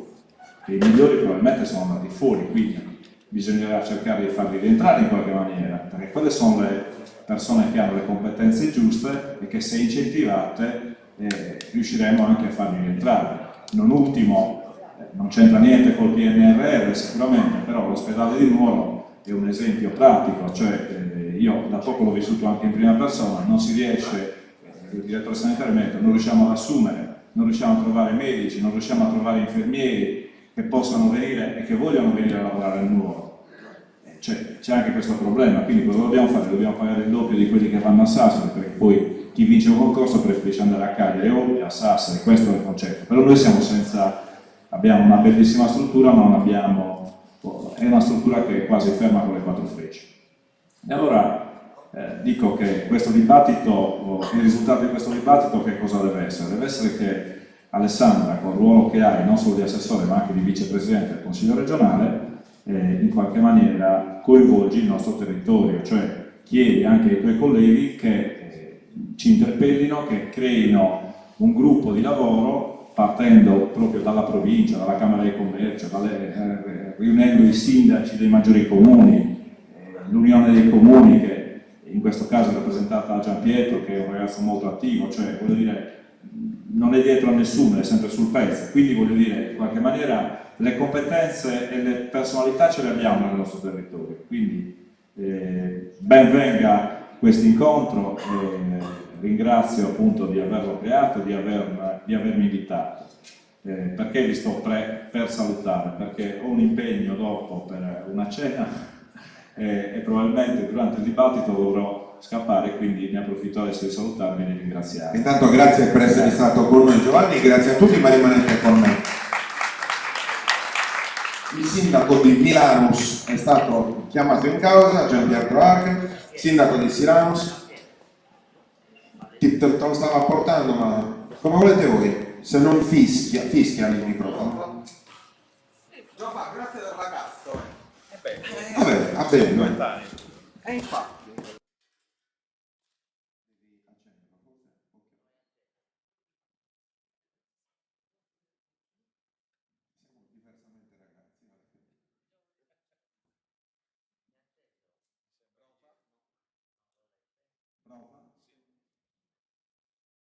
Io come Fausto ho scritto 2 appunti, forse contrariamente a quello che diceva Giovanni, la vecchiaia avanza. Come? Anche gli occhiali. E anche gli occhiali, sì. Oh, ma lasciate parlare! Mi sono accorto che che avanza con l'età quando appunto ho iniziato a non vedere chi era l'amico Giuseppe l'ha detto. No, Mario. No, anche di meno. Quindi a nome dell'Unione dei Comuni Marghine, che mi onoro di rappresentare, ringrazio naturalmente il caro amico Fausto Mura per ringraziare l'associazione Nino Carrus, che ancora una volta porta avanti temi di attualità politica e di economia di rilievo e di interesse regionale. E poi per tutti gli ospiti che arrivano da territori diversi dal Marghine, naturalmente escluso Giovanni, tra i relatori, perché ma come le sedocco. Benenni, lo so, assai da chi su Marghine Sarina, come cantava un poeta estemporaneo silanese Mario Masala. Io sarò molto breve, come mi è stato chiesto dal Presidente Fausto Mura, anche per dare spazio ad altri interventi da parte di altre persone presenti del pubblico. Qualcuno prima l'ha citata, ho appreso che la legge finanziaria sarda, se non sbaglio, ha messo in campo circa 245-265 milioni di euro da spendere in 3 anni per combattere il problema dello spopolamento. Problema e tema che l'associazione Nino Carrus ha sempre trattato. Daniela forse lo accennava nel suo intervento, dove è stata anche relatrice o ha presieduto un premio che forse faceva riferimento al problema dello spopolamento. Queste somme si aggiungono alle altre ingenti somme del piano nazionale di resilienza e ripresa. Dico sempre resistenza, non so perché. Poi in questo periodo. Perché tenace, resilienza e resistenza. Io sono presidente dell'Unione dei Comuni Marghine da poco più di un mese e credetemi se vi dico che la mia capacità di resilienza e resistenza è messa a dura prova per tutte le difficoltà che nel suo intervento accennava Daniela. Avete, diciamo, illustrato molto bene quelle che sono le caratteristiche del piano nazionale di ripresa e resilienza e ho poco da aggiungere. Però vorrei fare riferimento ai problemi che noi amministratori locali quotidianamente dobbiamo affrontare. L'abolizione delle vecchie comunità montane, la lentezza della macchina Unione di Comuni, che la vice sindaca di Macomer e la vicepresidente dell'Unione potrà confermare, la mancata riforma dell'amministrazione provinciale, lo accennava prima il presidente di Confindustria Giovanni, a parer mio non permette la definizione di un quadro amministrativo chiaro, capace di dare supporto e permettere di portare avanti azioni politiche unitarie di sviluppo territoriale. A noi serve questo. Serve che quanto prima, ad esempio, la provincia smetta di essere commissariata. Come ebbi modo di dire alla vice ministra per lo sviluppo economico quando venne in paese per l'inaugurazione del progetto Nois Plus, le amministrazioni locali, le associazioni culturali e le imprese, certo che vogliono lavorare per portare avanti azioni di sviluppo locale e che abbiano valenza per l'intero territorio, che siano capaci di preservare, di tutelare e di promuovere le peculiarità dei territori, che siano capaci di creare economia tangibile e occupazione, ma le poche risorse e soprattutto il poco personale a disposizione, mi riferisco naturalmente alle amministrazioni locali, anche la regione, vai tranquillo. Adesso state provvedendo ad assumere 37 consulenti per il PNRR, noi questa possibilità purtroppo non ce l'abbiamo, quindi io faccio riferimento a quelli che sono i gap che purtroppo caratterizzano le Dirò una verità, Giampiero, nella legge di bilancio di dicembre, norma stralcio, hanno inserito l'assistenza tecnica per i comuni che è il 27% del PNR è devoluta alle Camere di Commercio. Perfetto. Abbiamo aggiunto anche la progettazione con la norma di ieri per i nostri comuni, quindi è quello un altro gap un po' cercato di risolvere in qualche modo. Bene, me ne compiace Assessore. Dicevo, è un'estenuante burocrazia che alcune volte è accentuata da bandi difficili da capire, molto spesso non ci permette appunto di portare avanti queste azioni a cui facevo riferimento.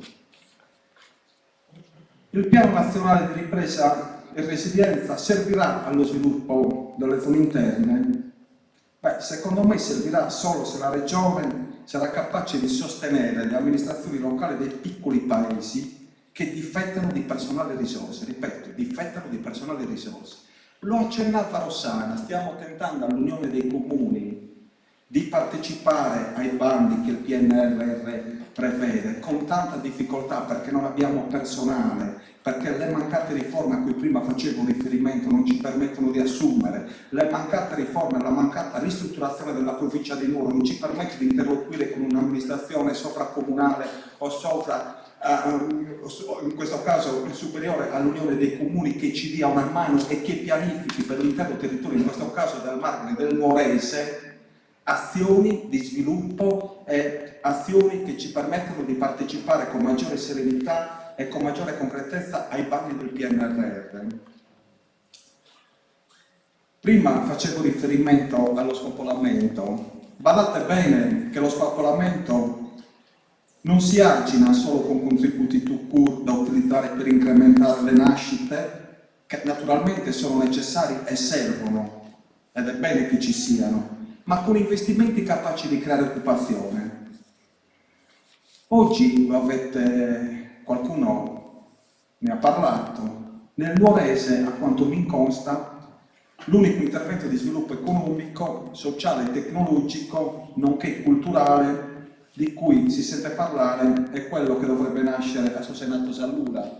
Io non sono bravo con l'inglese, le sta in telescopio. Altro non si vede. Per il resto, per me non risulta esserci altro. Bene, qual è il mio invito? Quello di sederci attorno a un tavolo per cercare di porre in essere un piano di rilancio del territorio del Marchine, ma se vogliamo anche dell'intero territorio del Morese. Giuseppe, ne abbiamo parlato innumerevoli volte. Adesso è il momento di agire, è il momento di iniziare a lavorare. Le risorse ci sono, le avete messe in campo, ci sono le risorse che arriveranno dal PNRR, noi amministratori locali non aspettiamo altro. Grazie Silvio. Concludo. Pensavo che fosse la chiusura. Concludo. Per quanto concerne il nostro territorio, ad esempio, si è discusso in altre occasioni, penso alla costituzione di un distretto della carne, abbiamo peculiarità locali, abbiamo questi prodotti locali di un certo valore e penso naturalmente alla valorizzazione in maniera organica e unitaria capace di valorizzare le nostre peculiarità e creare lavoro. Un'ultima cosa e concludo, sempre tornando all'argomento dello spopolamento. Più di una volta Daniela ha partecipato in provincia, ci siamo riuniti per discutere della scuola. Ancora oggi in regione non è stato posto in essere il piano che permetta alle scuole delle zone interne di avere un'autonomia e che vengano cambiate le linee guida di carattere nazionale. Ne abbiamo chieste più volte, abbiamo chiesto alla provincia che si facesse parte attiva e parte dirigente per portare innanzi al competente assessorato queste istanze. Dobbiamo risolvere questi piccoli problemi. Questo noi chiediamo. Poi per tutto il resto, naturalmente, siamo a piena e completa disposizione per lavorare assieme senza pregiudizi alcuni. Grazie e buon lavoro. Grazie Gigi. Salvatore Lai, sindaco di Cavour. No? Dice di no. Luca Pirisi, propositivo.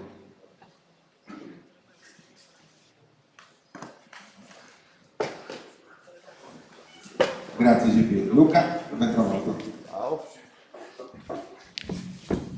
Ho bisogno del timer perché sennò... No, 3 minuti. Beh. Moltiplicati per 2. No, beh. Luca. Sì, cosa serve? Devi igienizzare. Ah, sì. Vabbè. Perfetto. Grazie mille, saluti a tutti. È per me un grande piacere da Marco Merese poter essere oggi qui a contribuire a questo dibattito. Tanto posso levare la mascherina mentre parlo? Sì. Igienizzarlo per quello, scusate. Sì, almeno iniziamo anche a respirare, se no è complicato. Comunque per me da Marco Merese è ovviamente un grande piacere poter essere qui oggi presente a questo dibattito, visto che sono insomma in uno dei luoghi che mi ha dato la possibilità anche di crescere e quindi sapere che anche qui possiamo dibattere del futuro su più scale è sicuramente molto stimolante. Naturalmente un saluto a tutti i presenti, a tutti i relatori, in maniera particolare un saluto a tutti i componenti dell'associazione Nino Carlus che che ringrazio tanto per questo invito. Sono anche un po' emozionato, insomma, non capita spesso in quest'ultimo periodo, non è capitato spesso di potersi trovare in pubblico a parlare e quindi vi ringrazio veramente per l'invito, ma soprattutto per il grande impegno per tutta la comunità. Io cercherò di contribuire al dibattito un po' alla luce di quello che è il mio profilo. Io sono un economista, sono laureato in management della pubblica amministrazione, oggi si è parlato molto della mancanza di manager, ma non solo, sono anche uno dei promotori del Festival della Resilienza, un progetto che da 7 anni portiamo avanti insieme a un gruppo di under 35 ma anche numerosi under 30, addirittura under 25, insomma una bella schiera di giovani che da tempo hanno capito che la resilienza è una delle risorse personali che possiamo tirare fuori per effettivamente riuscire a uscire da questa crisi.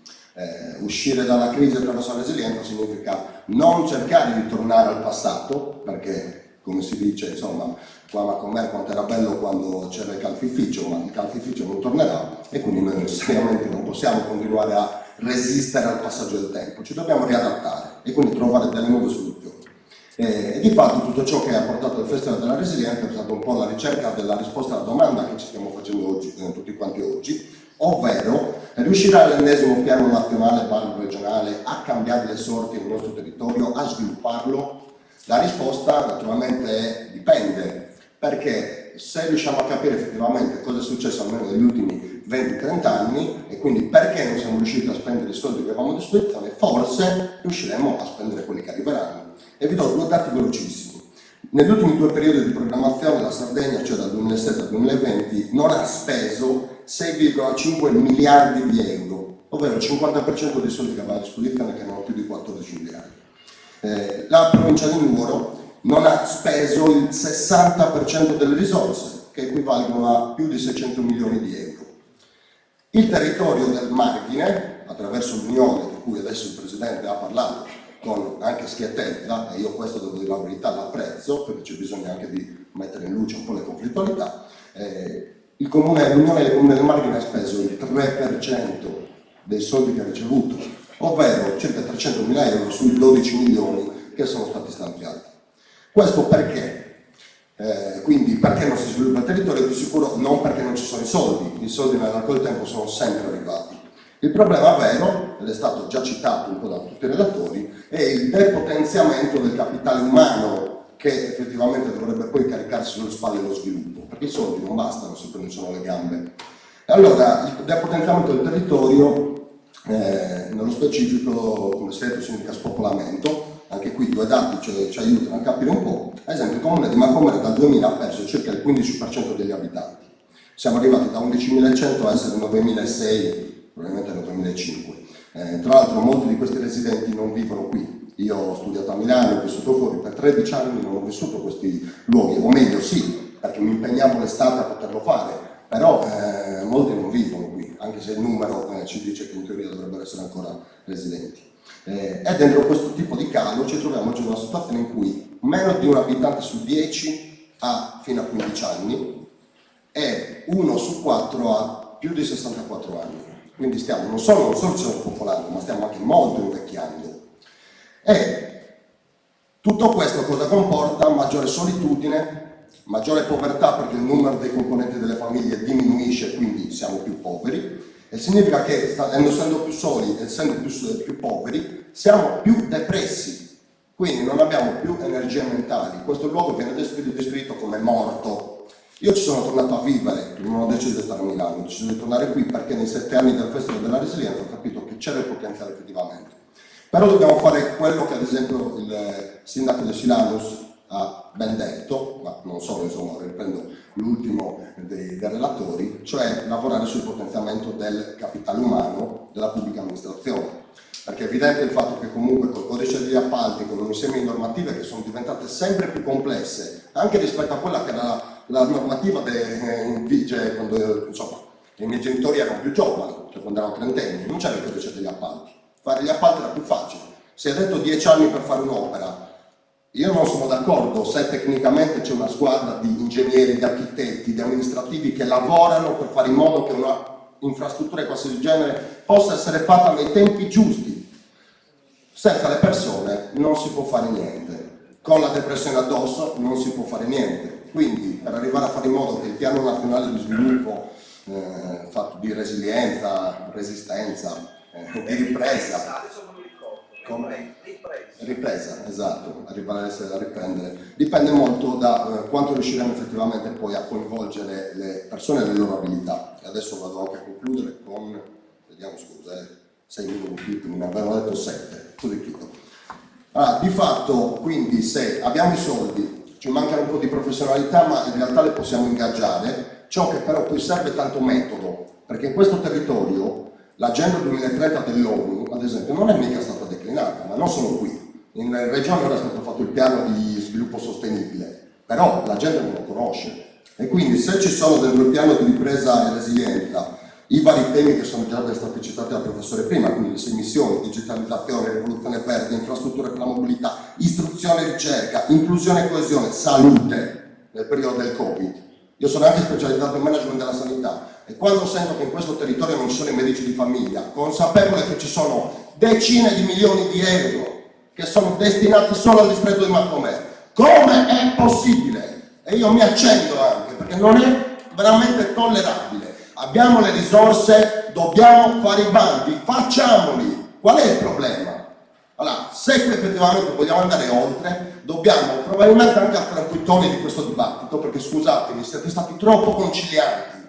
Qui c'è conflittualità da dover gestire, la gente sta male e noi non possiamo continuare a fare convegni passando i minuti, le ore, i giorni a dirci che forse è possibile. Lavorare significa anche far capire, ma soprattutto studiare.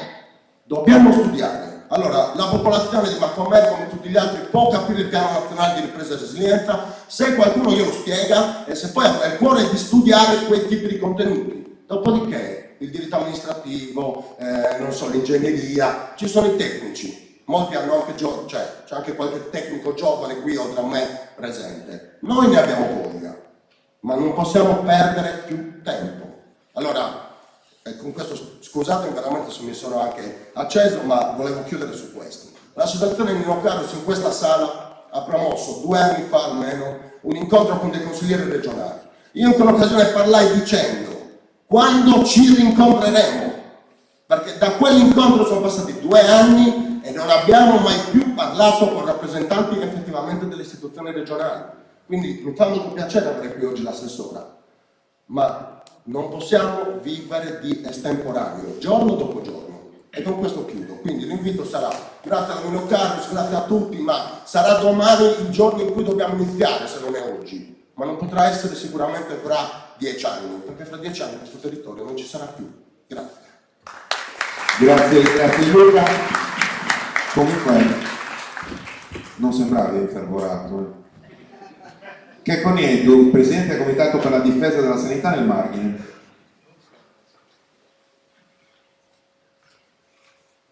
Boh, il volo della mascherina. Boh, il volo degli occhiali. Iniziamo a essere stanchi.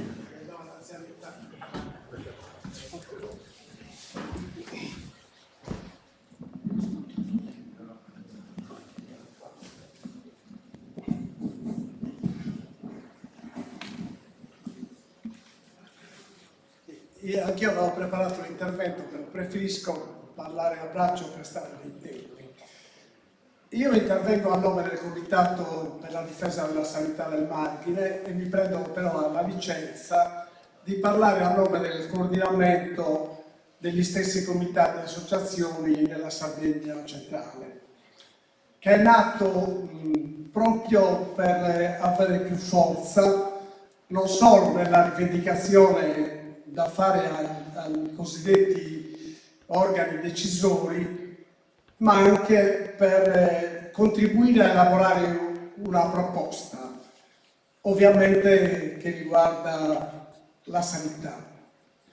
Mi pare doveroso, proprio a nome del Comitato del Coordinamento, richiamare la vostra attenzione sulla sofferenza che stanno vivendo le aree dell'interno rispetto ai problemi della sanità, con lo smantellamento progressivo dei servizi e il depotenziamento dei servizi e presidi del sistema sanitario di queste aree, che sta finendo, assieme ad altre zone deboli della Sardegna, a mettere in crisi anche i cosiddetti poliforti di Cagliari e di Sassari, che proprio per l'afflusso dalle aree più deboli sta ugualmente scoppiando, soprattutto in questo periodo attraversato dalla pandemia. Allora, io voglio fare una domanda a me stesso ma a tutti voi. C'è consapevolezza di questa situazione? C'è questa consapevolezza della sofferenza e della desertificazione in atto in questi territori? La nostra risposta è negativa.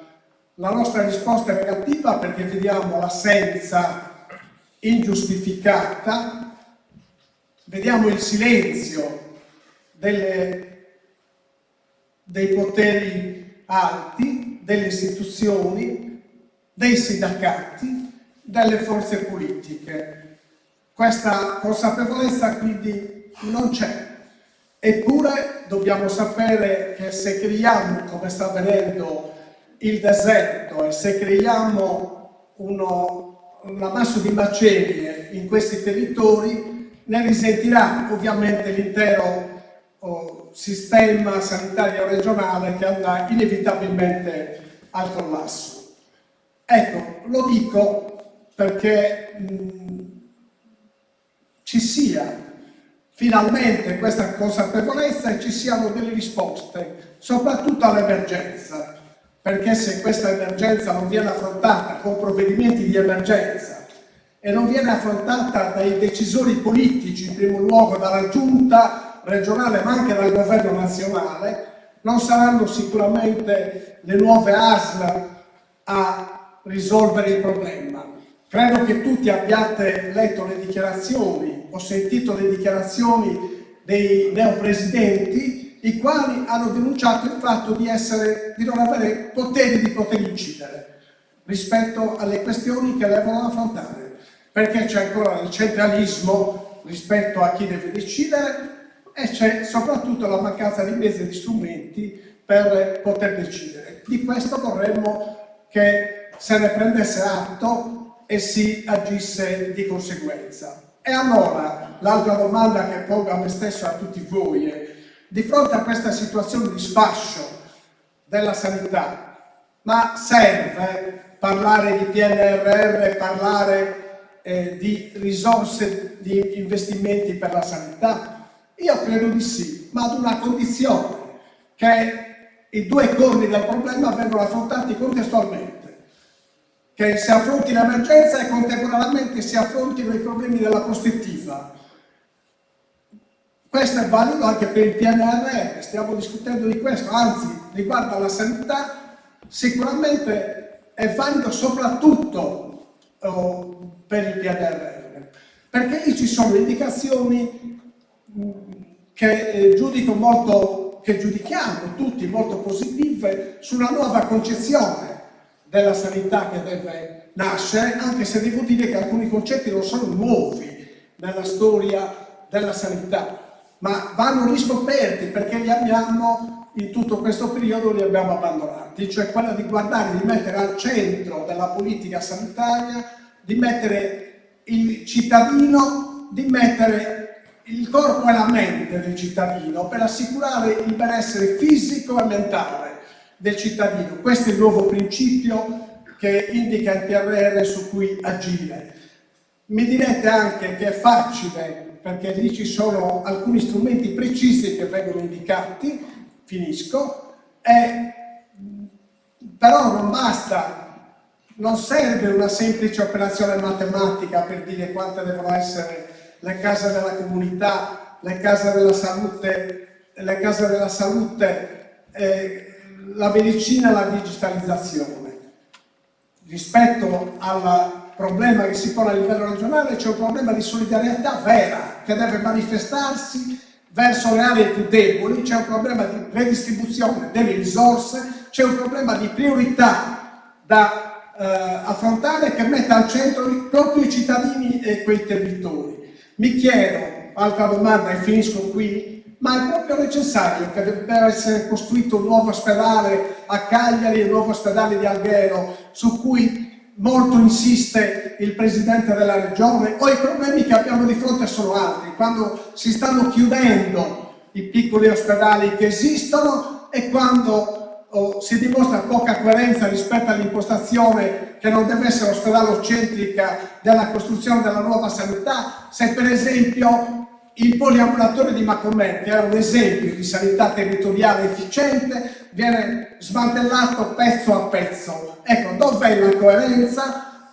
Questo chiediamo, vogliamo che la sanità nasca dal basso e vogliamo dare il nostro contributo rispetto al protagonismo proprio delle nostre comunità. Grazie. Grazie mille. Ecco Danilo Lantis, segretario della legge dell'associazione. Prenditi l'igienizzatore.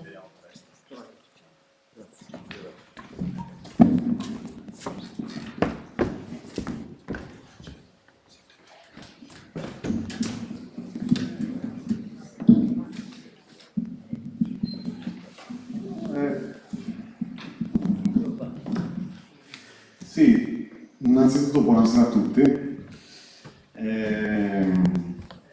Oltre a quella, insomma, segretario delle associazioni, porto anche un po' la visione da amministratore comunale, come si è parlato prima, perché credo che, insomma, questo dibattito sia molto importante perché prova a illuminare anche sulla prospettiva. Io credo che dobbiamo parlare tanto di prospettiva al di là anche del PNRR, in una logica di prosecuzione di alcune linee di intervento e di critica anche di qualcosa che non è andato perfettamente come sarebbe dovuto andare. Innanzitutto gli obiettivi. Gli obiettivi del PNRR sono tanti, c'è la lotta alle disuguaglianze, c'è però, rispetto al tema oggetto del nostro incontro, a livello nazionale c'è un deficit rispetto ad altre programmazioni. Dico soltanto che per esempio la Spagna investe 14 miliardi sulla lotta allo spopolamento, agenda rurale e sviluppo dell'agricoltura. Tenendo le questioni assieme, nel nostro paese invece nell'arco del prossimo settennato, tra vari investimenti, queste sono parole di Mara Carfagna, ci sono 2 miliardi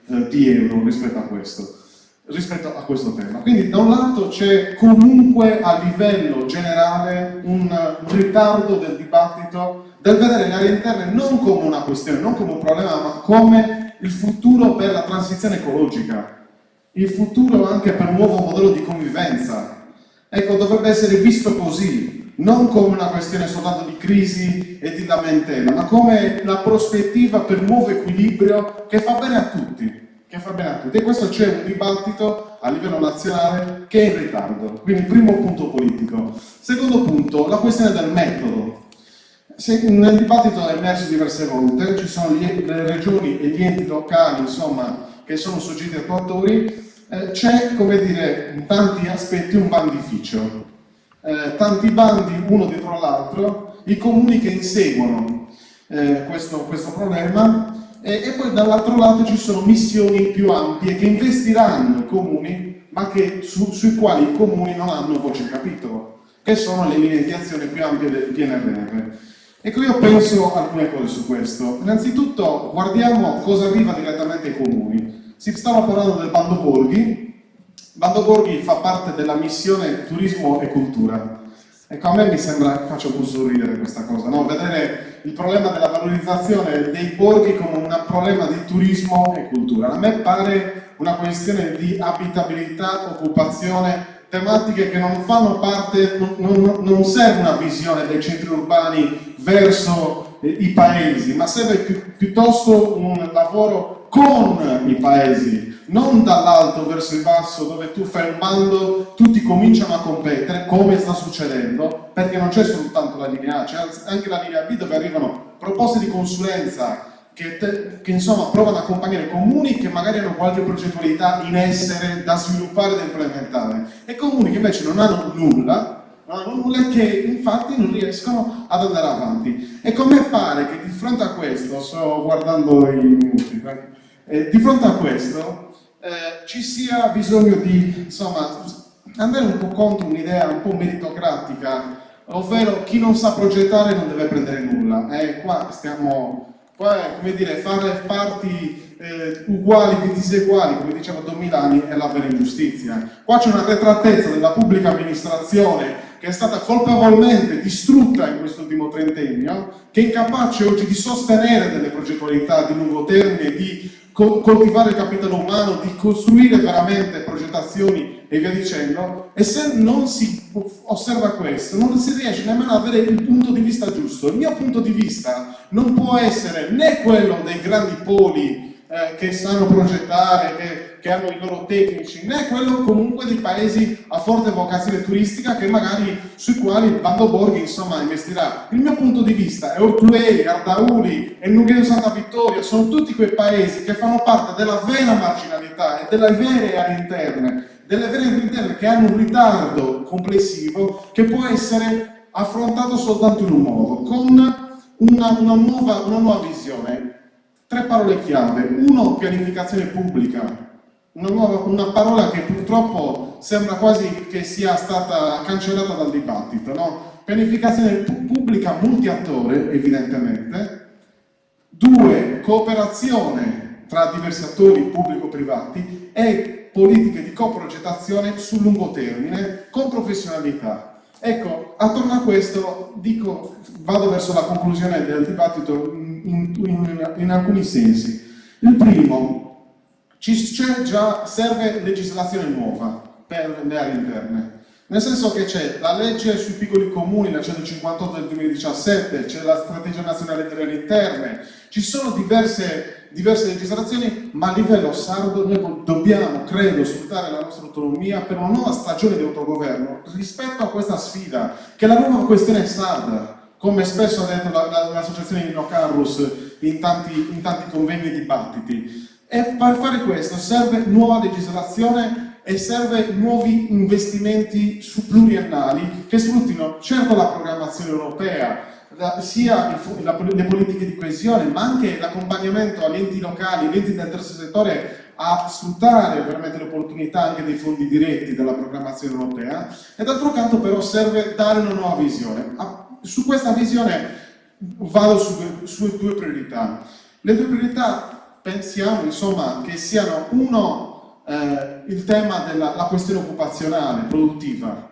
È stata già detto, non è semplicemente una questione di coltivare le competenze, credo, ma qua insomma la rivoluzione del mercato del lavoro a livello isolano si può insomma nascere soltanto se tu sul lungo termine innalzi i livelli di conoscenze nella nostra isola. Serve una legge sull'istruzione sarda, sfruttando l'articolo 5 del nostro statuto, e una legge sull'istruzione che sia veramente aderente ai bisogni della Sardegna, che combatta l'abbandono scolastico, tutte le cose che sappiamo, e che dia all'isola anche la possibilità di avere scienziati, ingegneri, tutte quelle professionalità che insomma servono anche per fare vero sviluppo economico. 2, serve non semplicemente politiche occupazionali. Ho visto il programma GOL citato dall'assessora e penso che insomma qua bisogna discutere sul lungo termine di un nuovo modello di sviluppo sostenibile ecologicamente e socialmente, un nuovo modello di sviluppo che sia ancorato alle peculiarità produttive dell'isola. Io credo che non bisogna discutere di tutto e di più, insomma, in maniera... Qual è la specialità competitiva della nostra isola? L'agroalimentare e la zootecnia di qualità.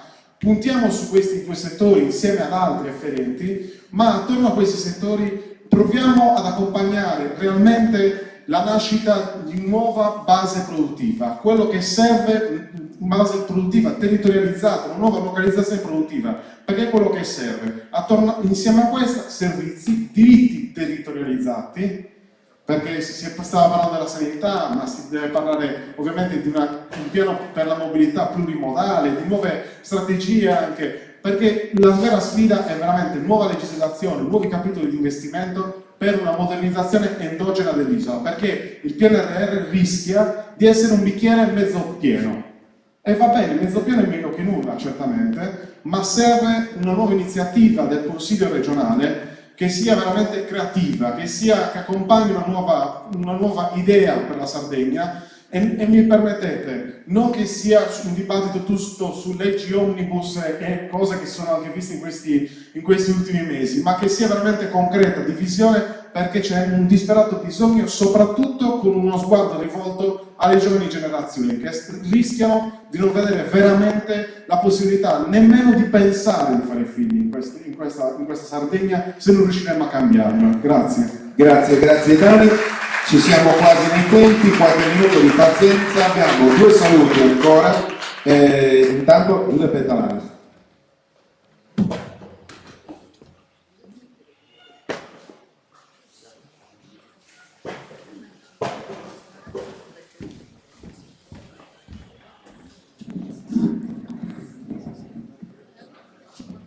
Grazie, intanto ringrazio l'associazione Nino Carlos, i relatori e tutta la squadra che ha organizzato questo bellissimo convegno. Io non mi sono scritto nulla, non mi sono preparato nulla perché non pensavo di dover intervenire, però di certo non mi sottraggo al dibattito quando dobbiamo parlare di sviluppo delle zone interne, o direi meglio forse sottosviluppo delle zone interne. Oggi sono trattati temi importantissimi, a partire dal PNRR, l'Einstein Telescope, e come ha introdotto l'argomento l'amico Gianpietro Arca, il problema dello spopolamento, il problema delle nostre zone interne, il problema dell'agro, come ha detto Daniela, temi veramente importantissimi. Allora, il PNRR, sarò veramente telegrafico, i tempi sono questi, sono stretti a me piace essere un po' pratico e dare delle soluzioni. Io penso che le istituzioni, la regione, quindi noi, io, Alessandro e tutta la squadra di governo regionale, proprio per evitare quelle disuguaglianze che possono derivare da progettazioni, da chi è più bravo, da chi è meno bravo, debba istituire una task force per dare e raccogliere tutte le istanze dei vari centri, tutte le istanze appunto di quelli che sono le prime sentinelle, quindi dei sindaci, e fare una progettazione adeguata. Un'altra cosa, e lo dico da Presidente della Commissione Infrastrutture, penso che la Regione Sardegna debba, visto l'importanza dei due temi, sia del PNRR sia dell'Einstein Telescope, predisporre una commissione consiliare ad hoc che si dedichi solo di questi due macro argomenti. Spopolamento delle zone interne, sì, purtroppo è vero, questa è una piaga che sta affliggendo i nostri piccoli comuni. Però Gianpietro, permettimi anche di aggiungere a quello che hai detto tu e per un verso anche di contestare quanto hai detto. Ecco, anche con l'ultima manovra finanziaria si sono approvate delle norme che mirano proprio a colmare, a frenare questo spopolamento delle zone interne. E sono delle leggi che forse andavano fatte già da 15 anni prima. Mi riferisco nello specifico allo sblocco del turnover di Forestas. Il turnover di Forestas era oramai bloccato dal 2005. Questa misura, che di certo non è una misura, per così dire, non è una misura che è mirata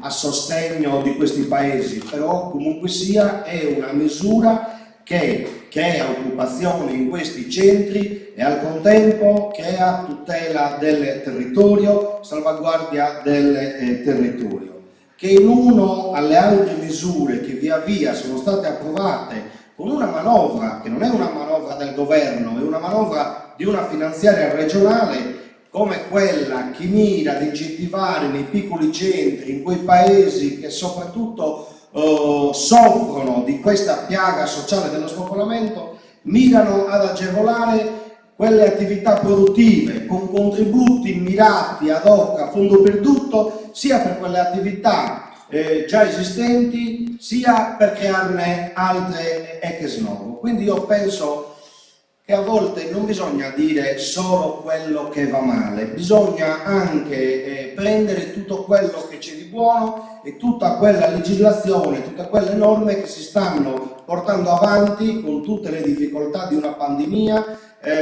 proprio a salvaguardia e a tutela di questi territori. Altro problema. Io penso che un problema fondamentale, e qui mi ricollego all'argomento che è stato sollevato da Daniela, sia la tutela dell'agro. Ecco, la tutela dell'agro.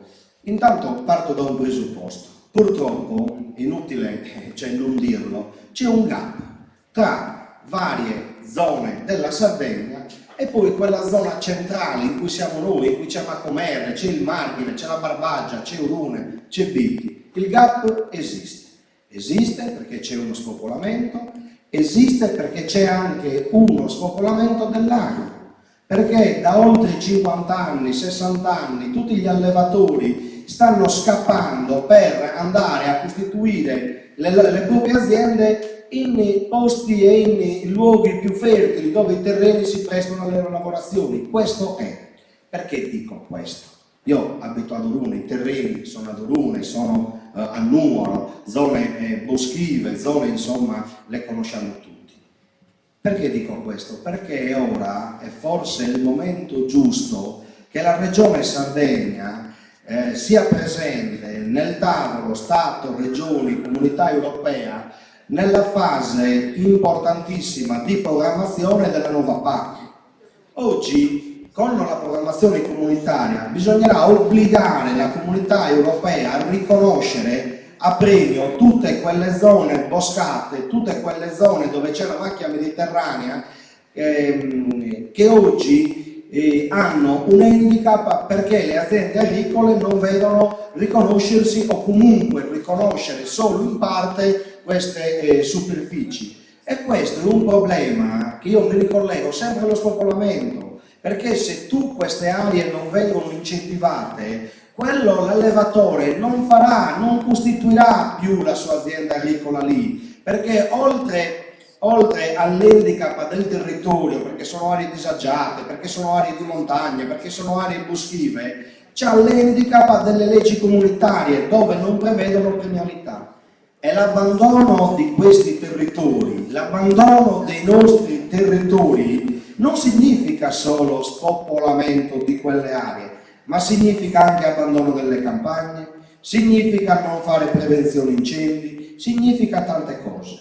Ecco, oggi veramente i complimenti agli organizzatori di questo incontro perché si sono toccati temi molto importanti, come l'Einstein Telescope. Perché voglio fare una precisazione su questo? Perché questo importantissimo progetto, qualora veramente, e io l'augurio è questo, vedesse la luce, ricade in un territorio molto vicino al paese dove abito. Una zona depressa, una zona disastrata, forse la più disastrata della Sardegna. Un progetto importante che porterà, che se riusciamo, se siamo bravi, porterà veramente un'economia, creerà posti di lavoro e uno sviluppo e salvaguardia del territorio. Per questo appunto io, per quello che potrò fare come amministratore regionale, come legislatore regionale, sarà quello di portare quotidianamente all'attenzione del governo regionale questi temi. Spopolamento, insistere appunto per spuntarla rispetto ad altri paesi con la progettazione dell'Einstein Telescope e in questa fase, io dico molto importante, su un progetto, su una programmazione alquanto complicata come può essere sì quello del PNR, l'ente regione già l'ha fatto con questa manovra finanziaria dove sono state stanziate dei fondi proprio per la progettazione. Ancora di più deve essere fatto in modo da garantire a tutti i paesi, anche a quelli meno fortunati, dove gli uffici tecnici, noi sappiamo che purtroppo ci sono delle grosse lacune, di progettare e di proporre progetti meritevoli di essere portati avanti. Grazie. Grazie Giuliano. Gli ultimi due che si erano prenotati sono Sergio Sulas, dal Marghine.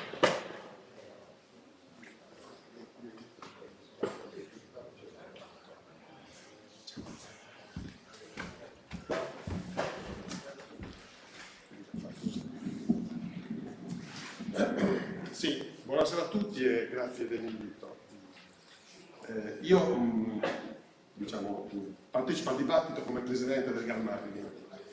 Il Galmarghine è una realtà presente in questo territorio che va un gruppo di 10 comuni, va da Volontana a Sinigallia. Due cose veloci, il tempo è poco. Il Galmarghine si è dato degli obiettivi e si è dato un metodo. Il Galmarghine è costituito da soggetti pubblici e privati, ci sono tutte le amministrazioni comunali del territorio, c'è l'Unione dei Comuni, ci sono imprese private, ci sono imprese agricole, ci sono imprese artigiane, ci sono imprese di servizi, ci sono anche semplici cittadini. Obiettivo e metodo, noi abbiamo cominciato la programmazione nel 2016 e siamo arrivati ad un progetto di sviluppo, che poi vi accennerò brevemente, facendo un percorso partecipativo, quindi il metodo. Tutti hanno contribuito a dire la loro sulle cose, sugli obiettivi da fissare e da raggiungere. Insomma, questa cosa è stata anche abbastanza veloce, perché in 6 mesi noi siamo arrivati a un progetto che poi doveva partecipare a un bando regionale. Abbiamo dovuto fare delle scelte, cioè escludere degli ambiti di intervento, perché queste erano un po' le regole del bando regionale, saremmo stati fuori dalle graduatorie. Questa non è considerata una zona depressa perché è attraversata dalla 131 dalla ferrovia, e quindi noi avevamo un gap di competizione rispetto alle zone veramente interne e alle zone contrarie. Però, insomma, noi in pochi mesi siamo arrivati ad un progetto definito e questa programmazione lo prevedeva. Ci siamo occupati della valorizzazione della filiera produttiva agricola. Quindi noi nel progetto del GAL cosa finanziamo? Finanziamo un progetto di ricerca che si chiama Kenterras, che mira a correlare la biodiversità del territorio, quindi dei pascoli, quindi, di cui parlava anche Giuseppe Talanga, se voglio dire, ne parlano tutti, però c'è una variabilità, insomma, nelle specie dei pascoli, e questa cosa la vogliamo associare, cioè questo è l'obiettivo del progetto, cercare di capire come questa cosa si trasferisce sulle materie prime agricole e si trasferisce come effetto positivo sul metabolismo dell'uomo. Abbiamo messo in piedi un progetto di ricerca in collaborazione con l'Università di Cagliari e si sta arrivando proprio a questo, cioè capire come la biodiversità di questi territori influisce quasi sulla salute dell'uomo, perché poi come incide sulla flessibilità metabolica, questo è il tema, no? La flessibilità metabolica è una cosa che cambia con l'età, più si va avanti e peggiora. Allora, come un'alimentazione equilibrata con dei prodotti che provengono dalla biodiversità può avere un effetto positivo. Il progetto di ricerca nasce come esigenza del partenariato, quindi di quelli che erano tutte le persone, soci e non soci, che hanno partecipato ai tavoli, no? Alla costruzione del progetto, perché a noi interessava marcare i prodotti per poter permettere alle aziende agricole di questo territorio, che c'è una crisi generalizzata alle campagne, no? Avere qualche elemento di differenziazione e per poter banalmente, proprio brutalmente, spuntare dei prezzi di mercato diversi. Questo è stato l'obiettivo del progetto di ricerca. Stiamo finanziando le aziende agricole, ma con investimenti molto limitati alla valorizzazione di questo aspetto. Quindi lo sfruttamento ottimale dei pascoli, insomma, abbiamo fatto questo lavoro. Nel 2016 l'abbiamo fatto in 4 mesi e mezzo. Quindi, voglio dire, perché parlo di GAL? Perché il GAL è stata l'esperienza di un metodo partecipativo totalmente dal basso. Ha richiesto impegno, molte riunioni si facevano qua a Matomera, a Volottana, quindi si partecipava. Altro ambito su cui abbiamo concentrato, diciamo, risorse, e questo grazie poi alla partecipazione degli amministratori pubblici, ecco perché, sono 3 interventi sul sociale. Il 40% del bilancio del GAL è destinato al sociale, è l'unico caso di GAL sardo che sta facendo questa cosa qua.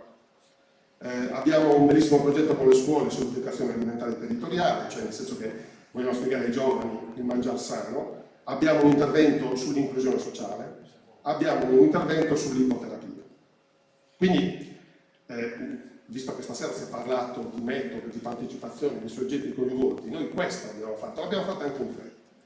Poi è chiaro che ci siamo attrezzati, perché abbiamo avuto una struttura tecnica, come abbiamo un direttore, e ci siamo dovuti organizzare. Insomma, però, secondo me, insomma, è possibile costruire delle cose, no? Bisogna farlo, e altra cosa, bisogna avere la responsabilità. Questa è stata una questione che abbiamo sempre tenuto con molta attenzione. Insomma, abbiamo la responsabilità di gestire delle risorse pubbliche, anche se il GAL è una fondazione di partecipazione, quindi è un istituto di diritto privato, però abbiamo la responsabilità di gestire le risorse pubbliche e dobbiamo farlo gestendo nel miglior modo, cioè in maniera efficace per raggiungere l'obiettivo, in maniera efficiente, insomma, raggiungerlo.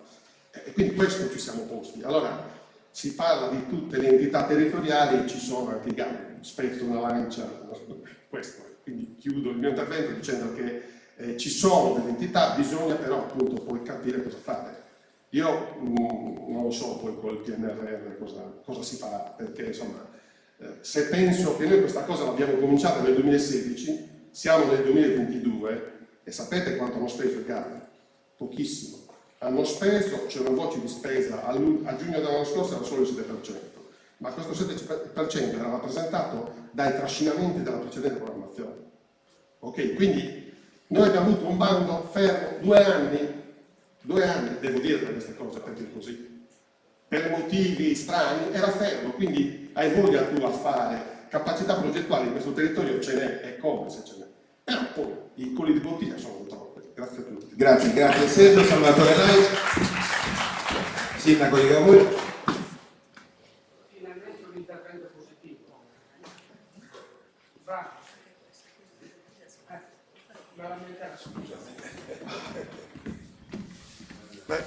Scusate, il mio no è preso no, prima puliscilo, prima di toccarlo.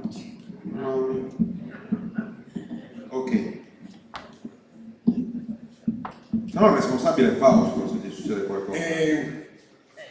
Quel mio no poteva apparire come un atto di scortesia rispetto all'invito dell'amico Fausto, a cui dovevo il ringraziamento e anche per un saluto all'assessore e agli amici qui presenti. Quindi insomma credo che un po' di urbanità sia necessaria. E quindi rimedio in questo senso. Ovviamente siamo in un momento in cui dobbiamo chiudere, mi sento solo di dire questo, dire che andiamo su una questione che è importante, la butto dall'ultimo intervento sul discorso partecipazione. Quello che mi sento di dire all'assessore è questo: proviamo a vedere con questo treno in corsa, con tutti i limiti, tutti i problemi, se è possibile avviare un processo partecipativo che si incentri su diversi soggetti istituzionali. Quindi quando dico non tutti i comuni, ma le rappresentanze dei comuni, la rappresentanza regionale e le rappresentanze delle unioni dei comuni, e poi soggetti privati, ma non fare organismi pletorici. E questo livello partecipativo è fondamentale per porsi un obiettivo. Parlo di un assessore che è delle nostre zone e parlo di un assessore che è molto attivo, positivo. Ed è questo: possiamo noi porci l'obiettivo di puntare se non a riequilibrio territoriale, ma a andare in quella direzione in modo risoluto in questa fase della programmazione sarda, mettendo insieme le risorse del PNRR e le risorse del bilancio regionale e altri fondi. Allora, io mi sento di dire all'assessore: provaci. A livello regionale questa è una missione da darsi in questo momento. L'ho già fatta, Salvatore, e dopo ho da dire a Va bene, allora, l'altro punto è il seguente: adottare un sistema per cui, che poi è il limite del PNR, più che sui bandi, voi immaginate se delle condizioni di disparità a livello nazionale nei territori si possono fondare su bandi. I bandi è il contrario di politiche organiche di riequilibrio. Puntare più che su interventi su singoli comuni, su interventi sulle strutture fondamentali che provocano la marginalità di questi territori in un ambito territoriale. Noi abbiamo 43 realtà territoriali in Sardegna, 38 sono le unioni dei comuni, 4-5 mi pare siano le comunità montane. montane. Beh, noi siamo disponibili, non ne abbiamo parlato con Daniela, a dire che queste realtà possono anche mettersi insieme in un accordo e ridursi a 22-23, su cui investire risorse consistenti sulle questioni che attengono al gap di questi territori, dalle questioni dei servizi alla questione della mobilità, alla questione delle infrastrutture. Dico questo perché, badate, il rischio è che la stragrande maggioranza delle risorse possa andare alle aree forti, per tutta una serie di ragioni, e che possa andare ai territori un insieme di risorse che poi di fatto si disperdono. Più che un intervento nel comune di Camoni, ho necessità che il territorio, parlo della mia unione dei comuni, delle nostre comunità montane, sia oggetto di un'attenzione nella quale concentriamo risorse per affrontare quei gap che noi intendiamo superare. Ecco, io credo che dobbiamo farlo dando una giustata, se possibile, a quello che è il limite del PNRR, che è l'ultima cosa. Direi che interveniamo sul ministro Franceschini e sul governo, perché questa proposta dei 20 borghi, uno per regione su 20 milioni, e anche quella della linea B, siano tutte risorse finalizzate dentro quel piano di recupero e di progettazione territoriale. Diversamente c'è il rischio che queste risorse ci passano sopra la testa. Grazie Salvatore. Allora, io avrei voluto tanto poter fare un ulteriore giro con i relatori, anche dopo aver dato la voce. Ci sono diversi altri amici che hanno chiesto di parlare, non faccio nomi e cognomi, e sono sicuro che sia Daniela, che Sandra, che Luca avrebbero da controreplicare. Devo portare in chiusura, secondo me, chi ha dei contributi ulteriori, cioè le riflessioni che sono venute fuori da ciò che abbiamo ascoltato e dibattuto, se le mandate alla segreteria tecnica della Nino Carus, troveremo un modo per realizzarle. Prima cosa. Seconda cosa,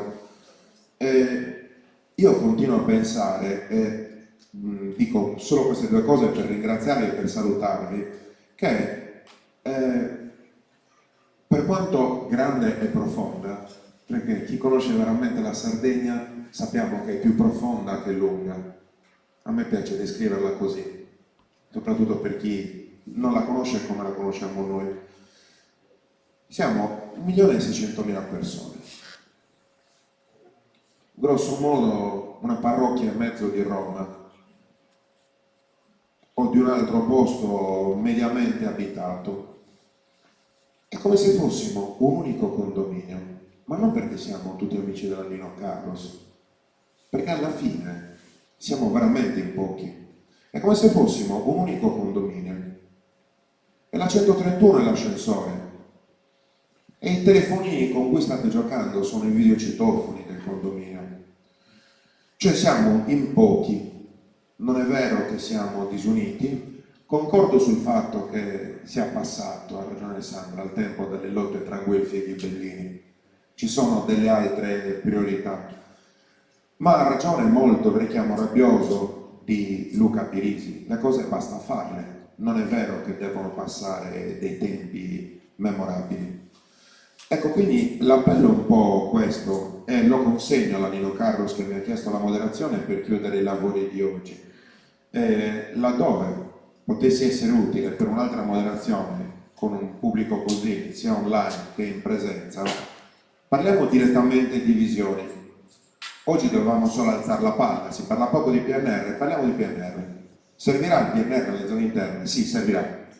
Ci vuole intelligenza, ci vuole competenza, ci vuole mettere insieme i livelli di governo, bisogna trovare le migliori risorse, bisogna richiamare, bisogna non disperdere energia, bisogna non buttare al cesso i soldi come altre volte è stato fatto. Ci siamo detti che verosimilmente è importante che col PNR non si vada a fare un altro polo petrolchimico al centro della Sardegna che, come ci hanno ricordato gli amici relatori e qualcuno di voi, avrebbe cavato gli occhi a un cieco anche negli anni 60 che non si può fare un polo petrolchimico al centro dell'isola, eppure fu fatto con una sequenza di risorse decisamente inferiore a quella che stiamo vivendo in questo periodo. E quindi probabilmente, cara Nino Carlos, proprio perché da grande vorrei fare il Fausto Mura, facciamo altri incontri, ma facciamoli pratici. La palla l'abbiamo alzata, abbiamo adempiuto il nostro dovere, abbiamo sollevato l'attenzione della Giunta, il telescopio di Einstein, visto che in inglese nessuno lo vuol dire. Ti lascio i saluti finali, stiamo finendo. Ci stai? Affare fatto? È igienizzato? Sì, è igienizzato. E via discorrendo. È emersa energia che oggi è emersa voglia di fare, a tratti rabbia, in alcuni casi delusione, forget about, direbbe il mio amico Emanuele Cabras. Non ce lo possiamo permettere e tutto sommato abbiamo le condizioni per poter attuare un cambiamento di cui abbiamo necessità. Io il mio dovere l'ho compiuto, vi ringrazio, come promesso lascio la chiusura all'assessore perché è giusto così. Alessandra, dacci la buonanotte. Grazie Nico. No, io volevo solo soffermarci su un aspetto importante che spesso e volentieri a me fanno piacere i discorsi dei giovani, soprattutto accorati, passionali, però il mio messaggio è anche questo. Io alla Nino Carlos chiedo divulgate quello che comunque la regione produce, perché l'attrattore produttivo territoriale, mettere al centro l'impresa come concetto di sviluppo in rete col resto del territorio, noi lo stiamo già facendo, quindi l'assessore che è andato via, se avesse letto le ultime leggi, le ultime delibere, gli ultimi bandi, probabilmente avrebbe fatto un altro tipo di commento. Molte cose le ignoriamo. Allora dico, se già non riusciamo ad apprezzare e a valorizzare e a conoscere, perché si tratta di conoscere, probabilmente io mi metto anche dall'altra parte di che un limite anche della regione, però oggi si pubblica tutto, tutti siamo abituati ad andare, io credo che gli amministratori locali gran parte dei bandi li vedano ovviamente pubblicati sui siti, perché questo è il sistema, è un altro sistema di partecipazione alla fase attiva, quindi questo voglio dire. Per quanto riguarda invece anche un'altra bellissima opera, prima Daniela mi ha detto ma si farà Sosenatos, no? Il nostro telescopio. Bene, io vi chiedo, provate a guardare qual è ad oggi l'unico intervento che c'è stato sul telescopio a Sosenatos, ma vi prego andate a guardarlo, voi che siete della zona, cercatelo, io non ve lo dico, il consigliere Talanas mi fa così perché l'abbiamo ovviamente deciso insieme per il territorio con Mario, il sindaco di Lula, ma andate davvero a cercarlo. Io concludo dicendo una cosa, Nico, che forse ci insegna a tutti, è una frase assolutamente molto incisiva per quanto ci riguarda. Io lavoro così: se non potete aiutarli, almeno non fateli del male. Non è una frase mia, è una frase del Dalai Lama, ma a cui io davvero mi rifaccio molto quando penso alle misure e soprattutto alla mia azione per i sardi, tutti i santi giorni. Grazie a tutti, buona serata, buon weekend.